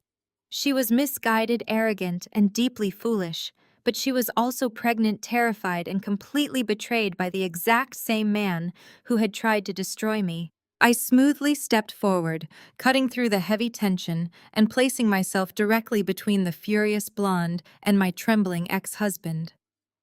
She flinched backward, bracing herself for an inevitable vicious attack from the scorned wife. She clearly expected me to scream at her or call her a terrible homewrecker in front of all these judging people. Instead, I offered her a soft, reassuring smile that genuinely confused her. I gestured politely toward a plush velvet armchair sitting near the perimeter of the dance floor. "Please take a seat." I said, my voice calm and surprisingly gentle amidst the raging storm. "You look absolutely exhausted, and carrying a child is stressful enough without dealing with Julian's catastrophic financial failures."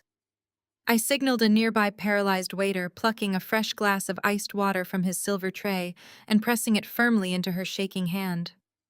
"Drink this and catch your breath." I told her, locking eyes with the bewildered girl. You and I are not enemies today. We are simply two women who finally realized we were dealing with a manipulative, pathological liar who uses everyone around him to mask his own staggering incompetence. You thought you had secured a wealthy future, but he was planning to drown you in his massive debt just like he tried to drown me. Let us ensure he faces the music together. I turned back to face the broken remnants of the Blackwell family. Julian was completely paralyzed, unable to utter a single word of defense. His pristine reputation was entirely shattered, completely beyond repair. This was the precise moment they fell. The blonde woman stared at the condensation forming on the glass of iced water I had placed in her hand. Finding no trap, she took a long, shaky sip. The frantic, manic energy that propelled her through those heavy oak doors dissipated, replaced by a cold, terrifying clarity. She slowly turned her head to look at Julian. My ex-husband was cowering against the catering spread, his face glistening with nervous sweat. He was no longer the invincible titan of finance who had wooed her with private jets and promises of endless luxury. He was just a pathetic, cornered thief waiting for the authorities to place him in handcuffs. You are actually broke, she said, her voice dropping to a harsh whisper. You do not have a secret empire waiting for us in the Hamptons. You are going to a federal penitentiary. Julian opened his mouth to formulate another web of lies, but the words died in his throat. He had nothing left to offer. The pregnant junior analyst took a deep breath, setting the water glass down on a nearby cocktail table. Her tears stopped completely. The hysterical mistress vanished entirely, replaced by a sharp finance employee who understood the exact gravity of the situation. She had tied her future to a sinking ship, and she possessed the ruthless survival instincts necessary to jump overboard before she drowned. She reached into her expensive leather purse. Her manicured fingers bypassed compacts, pulling out a sleek silver USB drive. She held it up, letting the chandelier light catch its metallic surface.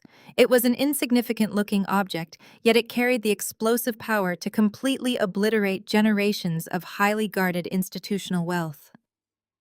Julian had trusted a naive outsider with the definitive blueprint to his deeply illegal corporate empire because his monumental, unchecked ego convinced him she would never dare betray him. Julian let out a strangled, horrific gasp. His eyes bulged as he recognized the small device. He lunged forward half a step before freezing in absolute terror. You told me to hold on to this for emergencies, the mistress said, her voice ringing with a newfound lethal confidence. You told me it contained the master keys to your kingdom. You bragged that if anything ever happened to your domestic servers, this drive was our ultimate insurance policy. She turned her gaze away from Julian and looked directly at me, holding the silver drive out like a peace offering. I believe this belongs to the SEC, she stated firmly. I took the drive from her hand, feeling the cool metal against my palm. The room was so quiet you could hear the ice melting in the discarded champagne glasses. What exactly is on this drive? I asked, my voice carrying clearly across the grand foyer. The young woman offered Julian a smile so devoid of warmth it could have frozen water. It contains the master passwords to every single offshore shell corporation Julian operates. She announced loudly, ensuring the furious investors gathered around Richard heard every single syllable. It has the routing numbers for the Cayman accounts, the cryptocurrency keys, and the unredacted client ledgers showing exactly whose money was moved where. But that is not even the best part. She shifted her attention to Richard, who was suddenly looking incredibly small and frail. You did not really think your son was smart enough to orchestrate a multi-million-dollar embezzlement scheme on his own, did you, Maya? She asked, raising an eyebrow. Julian is an arrogant fool. He is just a glorified salesman in a tailored suit. He lacks the discipline and the intellect to build a complex financial shadow network. He needed an architect. Richard let out a primal, furious roar, his face contorting into a mask of pure, unhinged aggression. Shut your mouth, you stupid, ignorant girl, he screamed, stepping threateningly toward the pregnant woman. You have absolutely no idea what you are talking about. You are a low-level analyst trying to extort my family. The mistress did not even flinch. She stood her ground, crossing her arms protectively over her pregnant stomach. I read the internal emails. She fired back, her voice echoing like a judge delivering a sentence. Julian did not bother to encrypt his private communications with you. I read the detailed instructions you sent him on how to strip the pension funds without triggering automated audits. I read your step-by-step guides on bypassing compliance officers and funneling the stolen capital through Chloe's fake commercial leases. You built the entire Ponzi scheme from your corner office. Julian was just the loyal foot soldier executing your master plan. You are the mastermind. A collective gasp ripped through the wealthy crowd. The tycoons and socialites who had previously worshipped the ground Richard walked on now stared at him with absolute murderous intent. He was not just a victim of his son's incompetence. He was the architect of their financial ruin. The great patriarch of the Blackwell dynasty was exposed as a common opportunistic predator who used his own children to run his dirty errands. Give me that drive. Richard bellowed, his aristocratic facade completely disintegrating into violent, animalistic desperation. He lost his mind entirely. He forgot about the dozens of witnesses, the state senator's aides standing by the door, and the fact that he was dealing with a highly pregnant woman. He lunged forward with his massive hands outstretched, aiming directly for the mistress to rip the evidence away from us. He was a large, powerful man moving with terrifying sudden speed. I did not panic. I simply stepped sideways, maintaining a calm, fluid motion. As Richard barreled past me, blindly focused on the young woman, I casually extended my right leg. His expensive Italian leather shoe caught my heel perfectly. The momentum of his violent lunge worked entirely against him. He pitched forward, crashing spectacularly into the sprawling tiered dessert table. A towering chocolate fountain collapsed, burying Richard in a humiliating pile of ruined pastries. Thick brown chocolate splattered across the marble floor, pooling around Richard as he thrashed helplessly amid crushed macarons and shattered crystal plates. The great patriarch of the Blackwell Empire looked utterly ridiculous. His custom-tailored suit stained with sticky syrup, his face smeared with dark chocolate and strawberry compote. Several elite country club members pulled out their smartphones mercilessly, photographing the disgraced tycoon in his ultimate moment of public humiliation. No one stepped forward to offer him a napkin or a helping hand. The wealthy parasites had already turned on their host, recognizing that associating with a man facing imminent federal indictment was social and financial suicide. Eleanor watched her husband struggling to stand, her posture crumbling like a poorly constructed house of cards. She looked at the ruined dessert table, then at the furious pregnant mistress standing triumphantly nearby, and finally at her own children, who were still glaring at each other with unmasked hatred. The meticulously curated illusion of her aristocratic life had evaporated, leaving behind a terrifying reality of impending prison sentences and absolute poverty. She turned her terrified eyes toward me, the realization finally dawning on her that I was the only person left in the room holding any actual power. The federal government had the files. The offshore accounts were entirely frozen. The great Blackwell dynasty was dead. Her pristine composure shattered completely. Eleanor rushed across the sticky floor, not caring that the chocolate syrup was ruining the hem of her designer gown. She threw herself forward, dropping onto her knees right in front of me. The remaining guests gasped as the untouchable matriarch of high society clasped her trembling hands together in a desperate, pleading gesture. Tears streamed down her pale face, ruining her flawless makeup and leaving dark streaks of mascara across her cheeks.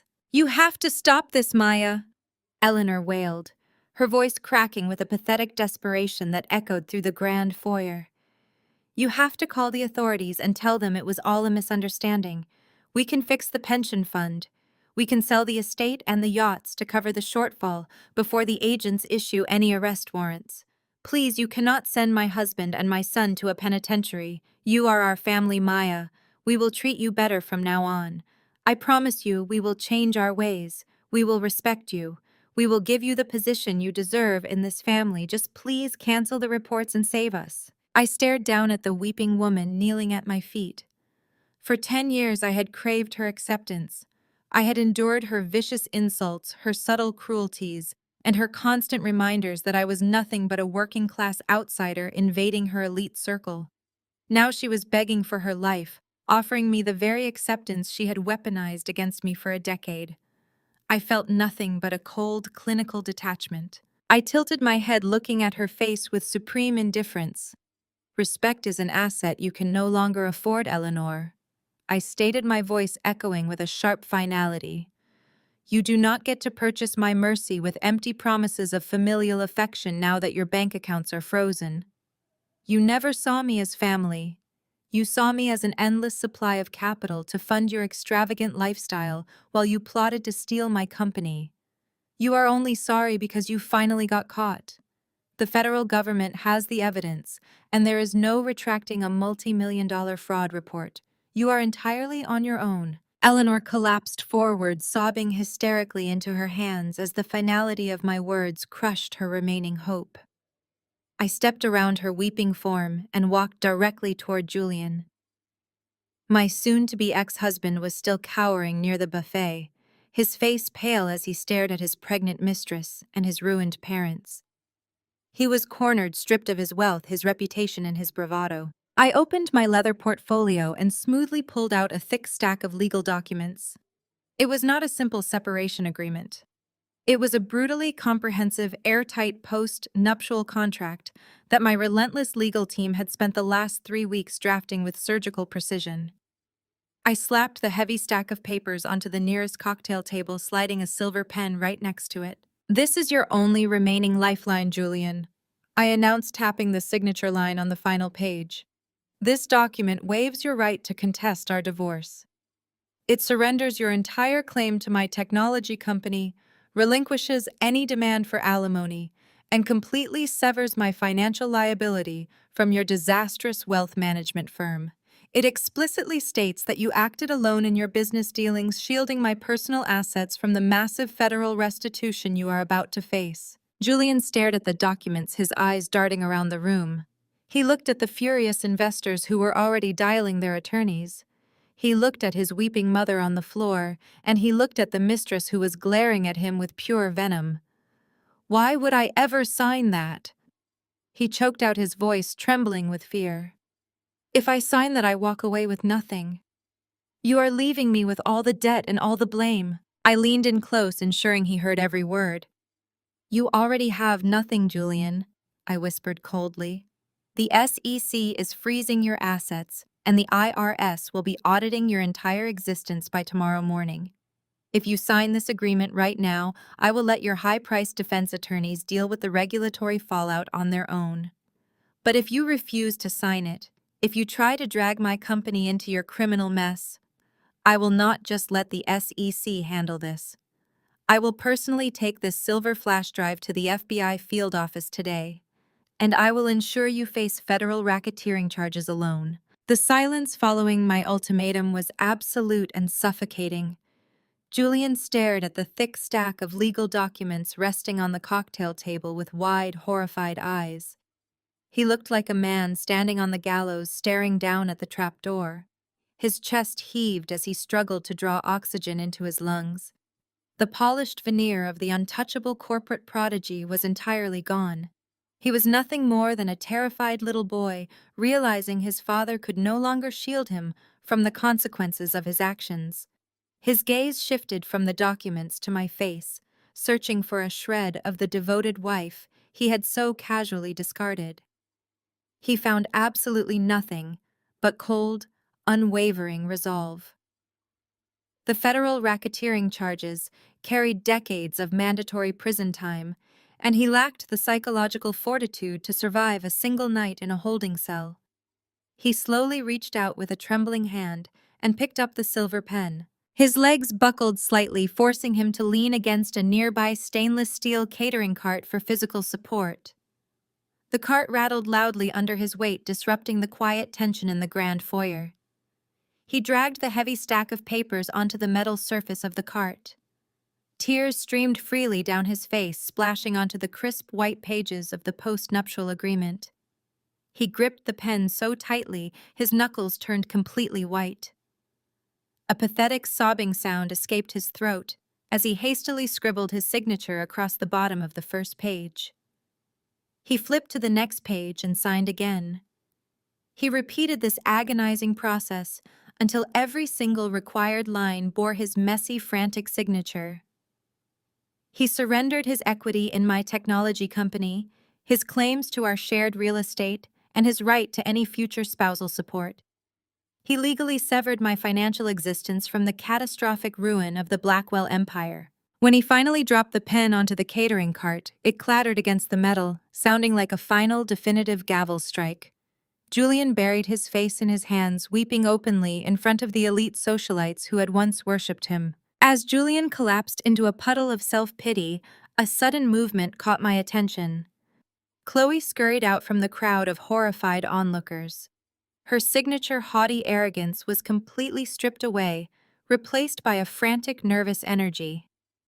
Her expensive designer gown was wrinkled, and her hands shook violently as she approached me. She had happily facilitated the entire embezzlement scheme, using her fraudulent commercial leasing company to launder the stolen pension funds. She had spent years mocking my middle-class background and treating me like an uncultured peasant who was entirely unworthy of the Blackwell name. Now she looked at me with the desperate, panicked eyes of a trapped animal.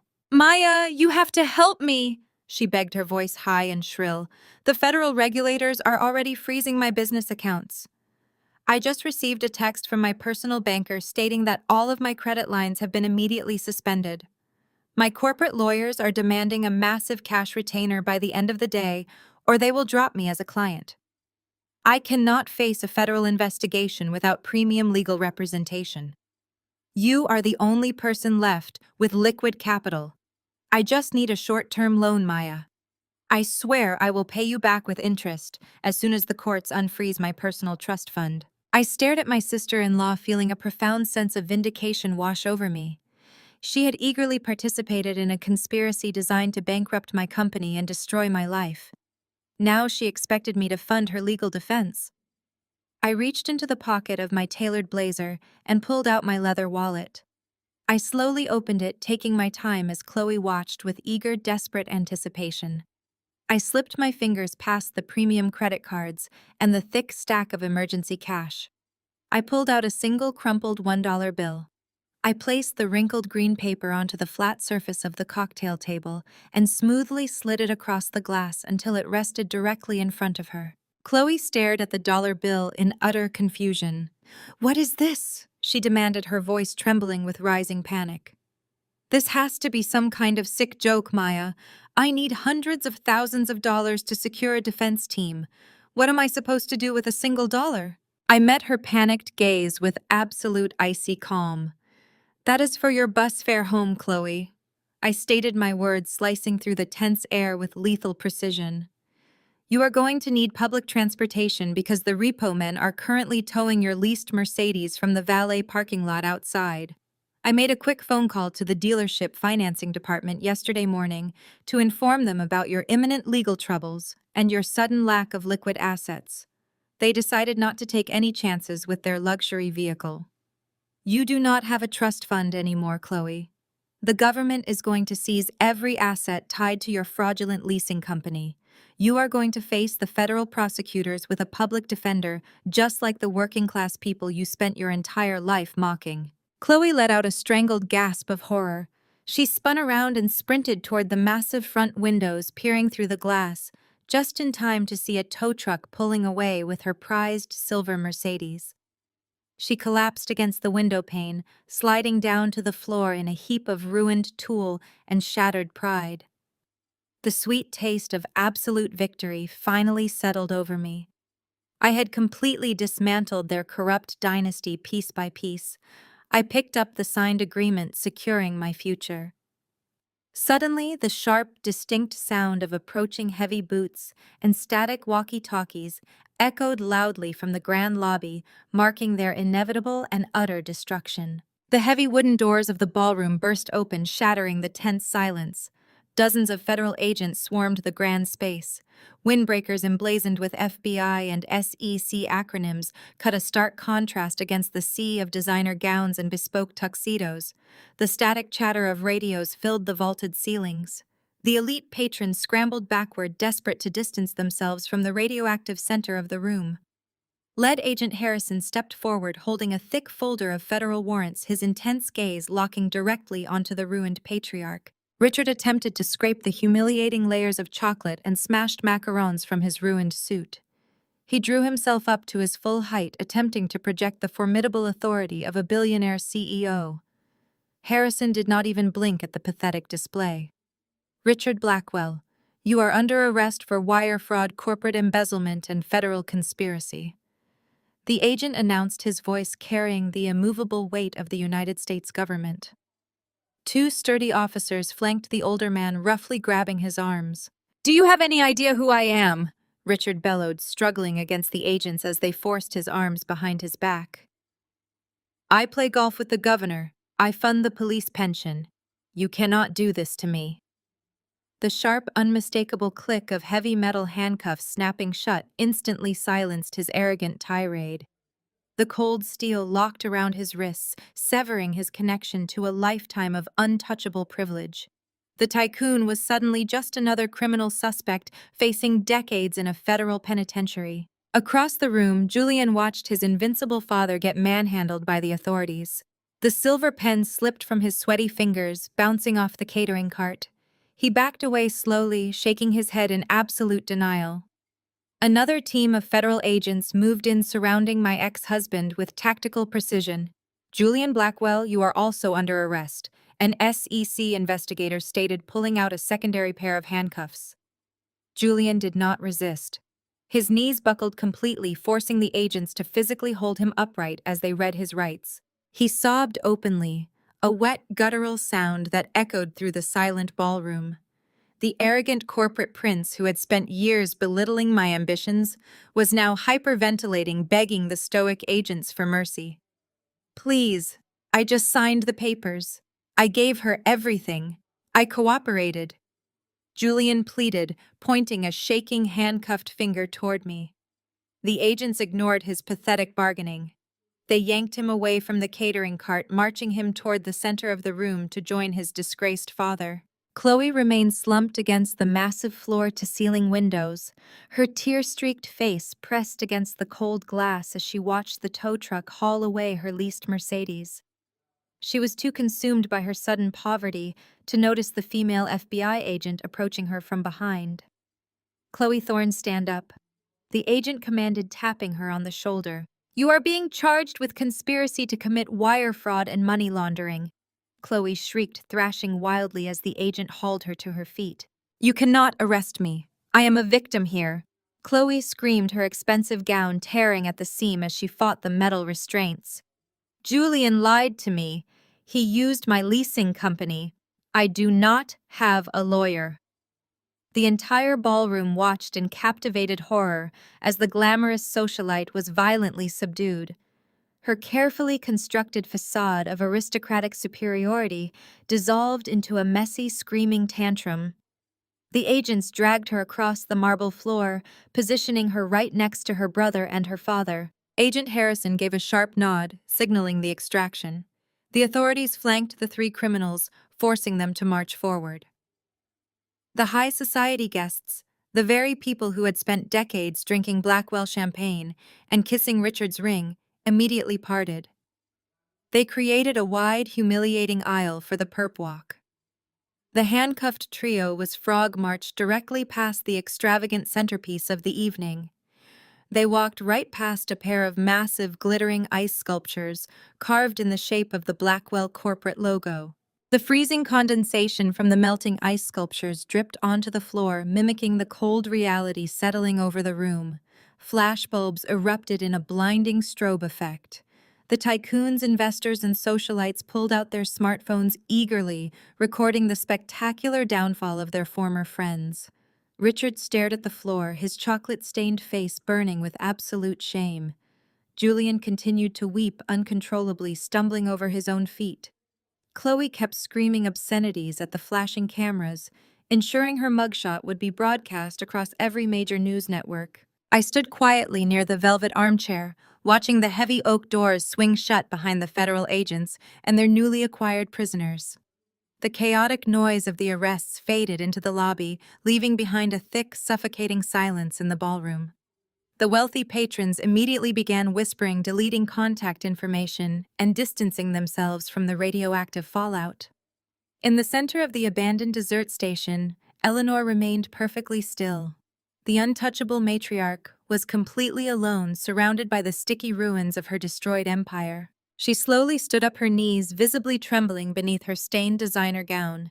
She looked around the cavernous ballroom, making eye contact with the very women she had hosted at countless charity galas. Not a single person offered her a sympathetic glance.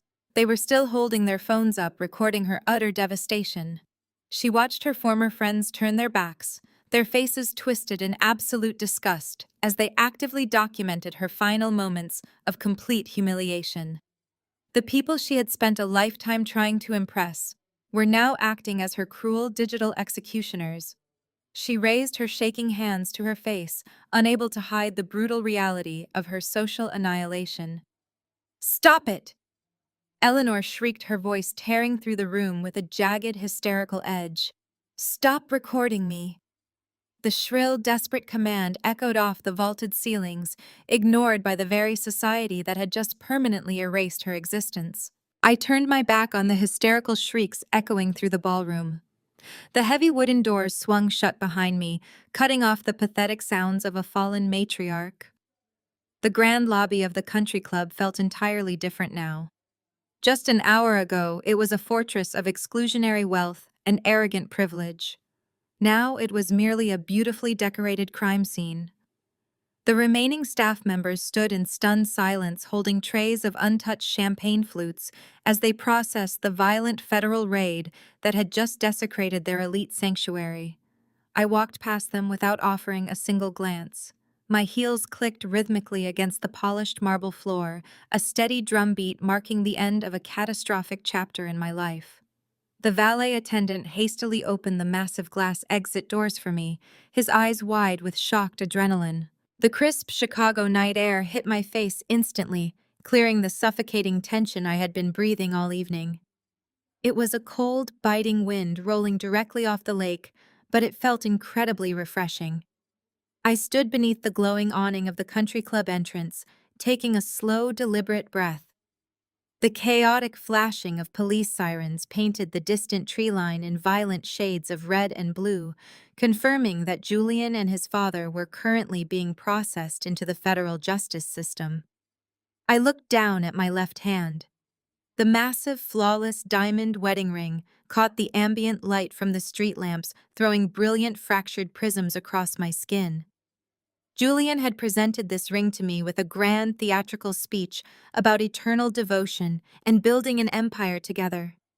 He claimed it was a family heirloom representing the undeniable prestige of the Blackwell name. Now I knew the sickening truth behind the glittering facade. The platinum band and the flawless stone were not symbols of love. They were paid for with stolen pension funds extracted from hard-working people who had trusted Richard's asset management firm with their entire life savings. The ring was essentially a piece of glittering evidence, a permanent reminder of their boundless greed. I felt a sudden, overwhelming wave of physical revulsion. I slid the heavy diamond off my finger, feeling the cold metal scrape against my knuckle. The young valet driver stepped forward, holding the keys to my vehicle. His hands were shaking slightly, clearly terrified by the federal raid that had just swept through his workplace. He held a small plastic tip jar in his left hand. I did not reach for my wallet. Instead, I held my hand over the rim of the container and released my grip. The multi-million-dollar engagement ring dropped into the plastic bucket, landing with a dull thud against a few crumpled dollar bills. The valet stared at the bucket in absolute sheer disbelief. His jaw dropped open as he recognized the staggering value of the object resting on top of his meager earnings. "Have a wonderful evening," I told him, my voice steady and light. "Use that to pay off your student loans or buy a house. Just make sure you declare it on your taxes, because the original owner certainly never did." I did not wait to see his reaction. I stepped off the curb and walked directly toward my vehicle. It was an understated matte black sedan, completely devoid of the flashy chrome and obnoxious branding that Julian always insisted upon.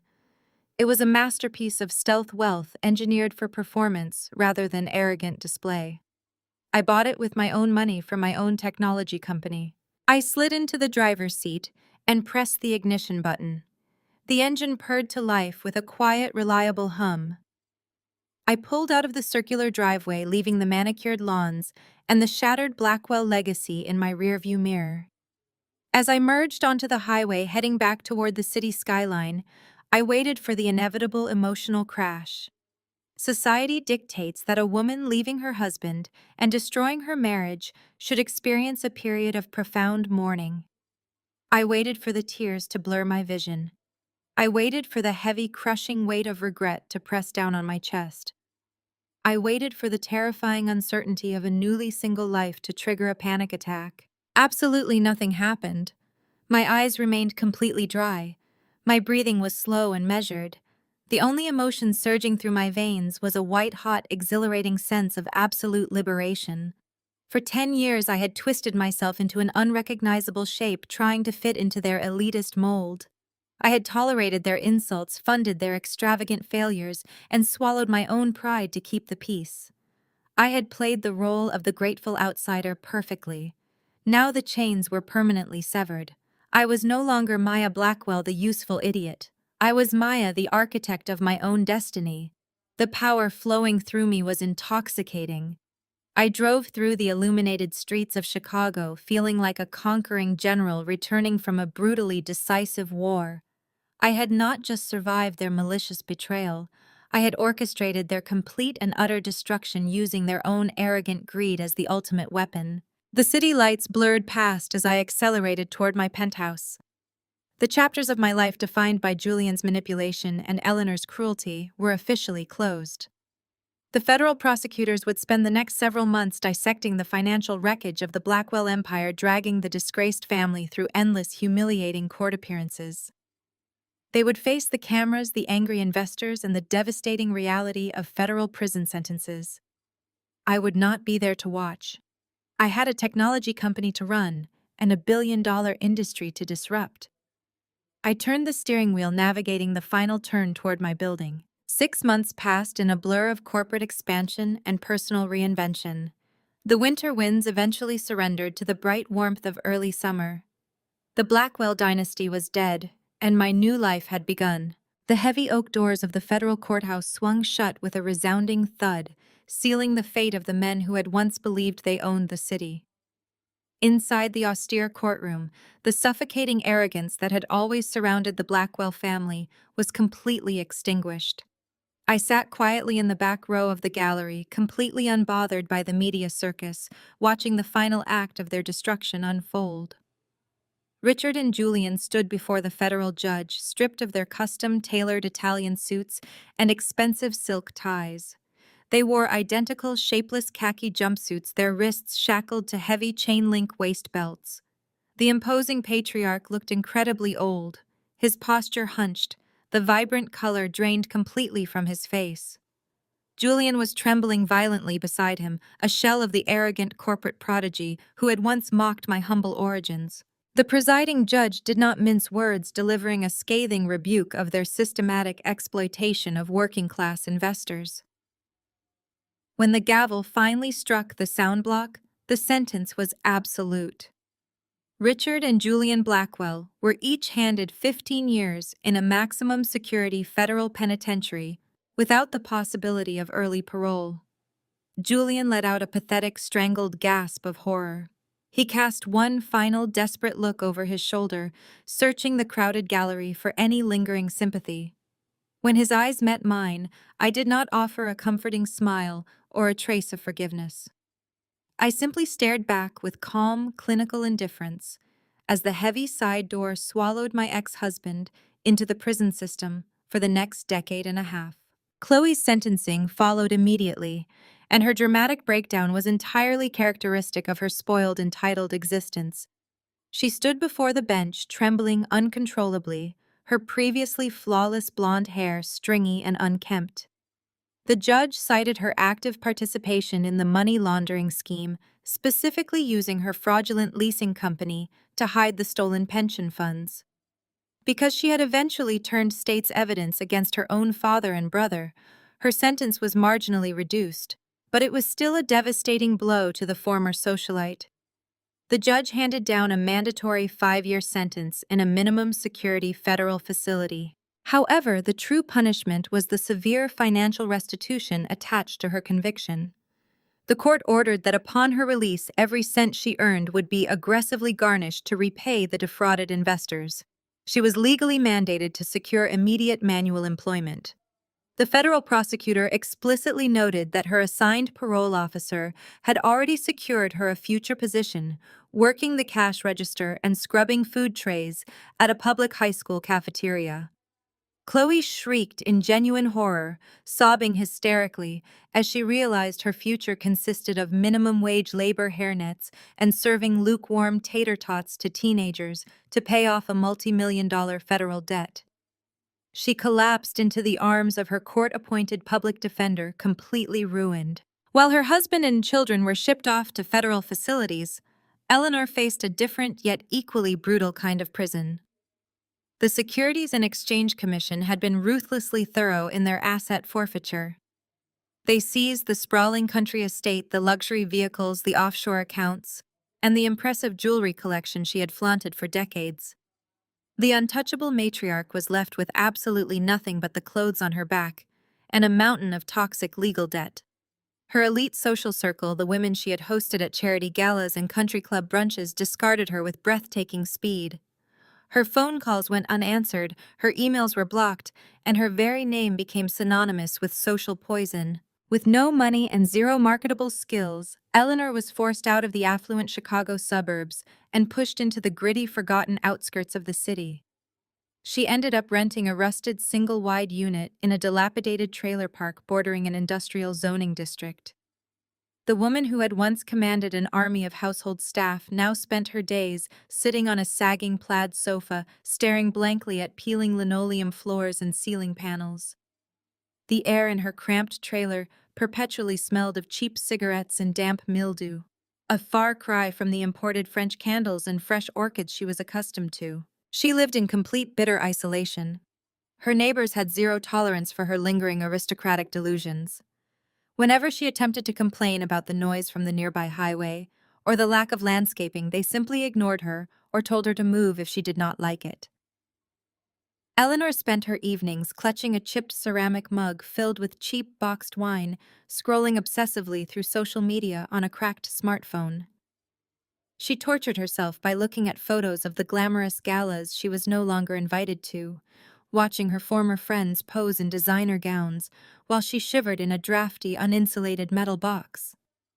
Her meticulously curated illusion of superiority had collapsed, leaving her to rot in the very poverty she had spent her entire life mocking. Miles away from the depressing reality of the trailer park and the cold steel of the federal penitentiary, I found my own version of absolute peace. The afternoon sun poured through the massive floor-to-ceiling windows of my newly acquired corner office, casting a warm, golden glow across the expansive mahogany desk. I stood by the glass looking out over the breathtaking expanse of the Chicago skyline, the very city my ex-husband had once claimed to own. My technology company had not just survived the Blackwell scandal, it had thrived, absorbing the market share left behind by their ruined empire.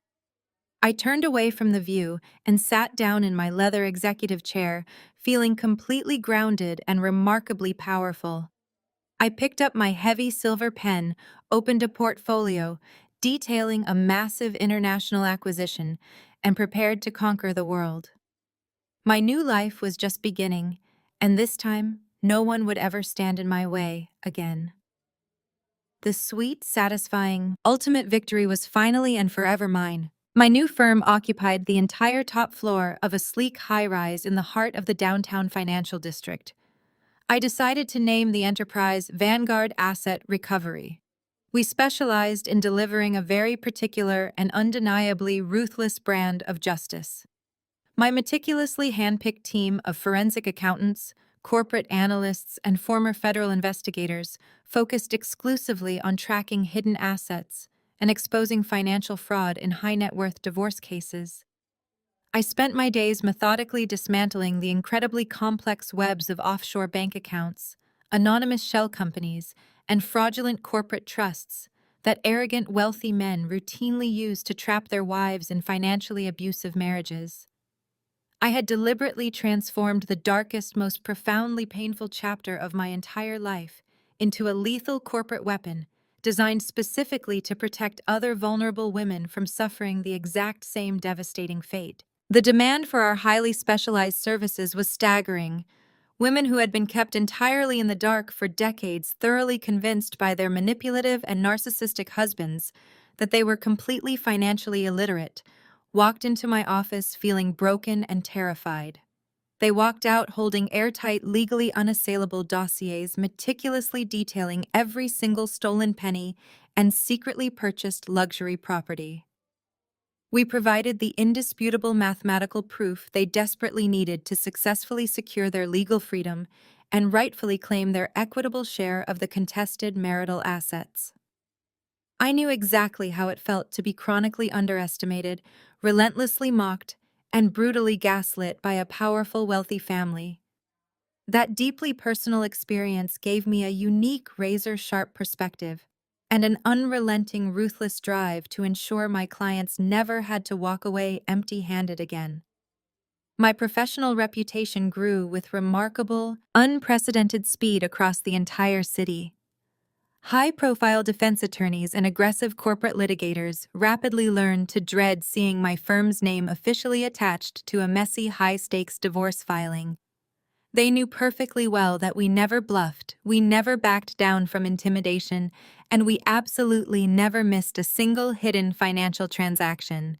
We were the absolute gold standard in corporate financial retribution, offering a specialized lifeline to those who had been financially suffocated by their powerful spouses. Every successful case we closed felt like a personal victory, a quiet vindication for the years I had spent shrinking myself to fit into Julian's shadow. A soft, polite knock on the frosted glass door of my corner office interrupted my intense analysis of a particularly convoluted cryptocurrency portfolio. "Come in," I called out clearly, setting down my heavy silver pen on the polished mahogany desk. The heavy door swung open to reveal a bright, professionally polished young woman holding a thick, perfectly organized stack of finalized court filings. It was the exact same woman who had stood trembling and crying in the country club foyer just 6 short months ago, clutching her pregnant belly while Julian cowardly abandoned her to face the federal agents completely alone. When the massive corruption scandal had initially broken, she had been left completely destitute, facing immediate eviction and the terrifying prospect of raising a newborn child without a single shred of financial or emotional support. The ruthless Blackwell family had aggressively cut her off the very moment Julian was officially arrested, treating her like disposable, insignificant collateral damage. Instead of letting her fall through the cracks and become just another tragic victim of their systemic greed, I had deliberately offered her a lifeline. I personally paid off her immediate crushing debts, covered all of her essential medical expenses, and offered her a junior administrative position at my newly minted investigative firm. She had seized the unexpected opportunity with breathtaking, unwavering determination. Over the past few months, she proved to be incredibly resourceful, fiercely loyal, and meticulously organized. She was no longer the naive, easily manipulated girl, desperately seeking empty validation from a corrupt, narcissistic billionaire. She was a highly capable, fiercely independent woman, actively building a secure, stable future for her young son. Here are the final deposition transcripts and the forensic accounting summaries for the Sterling case, Maya. She said confidently, placing the neatly color-coded folders precisely on the corner of my desk. Her tone was sharp, professional, and radiating quiet competence.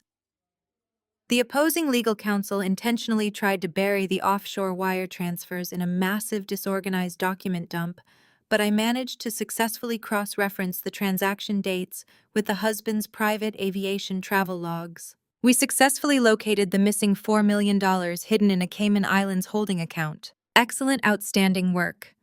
I smiled warmly, genuinely impressed by her sharp investigative instincts and relentless dedication. Send a certified copy directly to our lead litigator right now and schedule an immediate priority meeting with Mrs. Sterling for tomorrow morning. She absolutely deserves to hear the good news in person.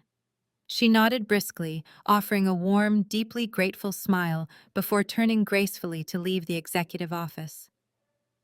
Watching her walk away with her head held high, I felt a profound, resonant sense of personal satisfaction. We had both miraculously survived the toxic, suffocating wreckage of the arrogant Blackwell family.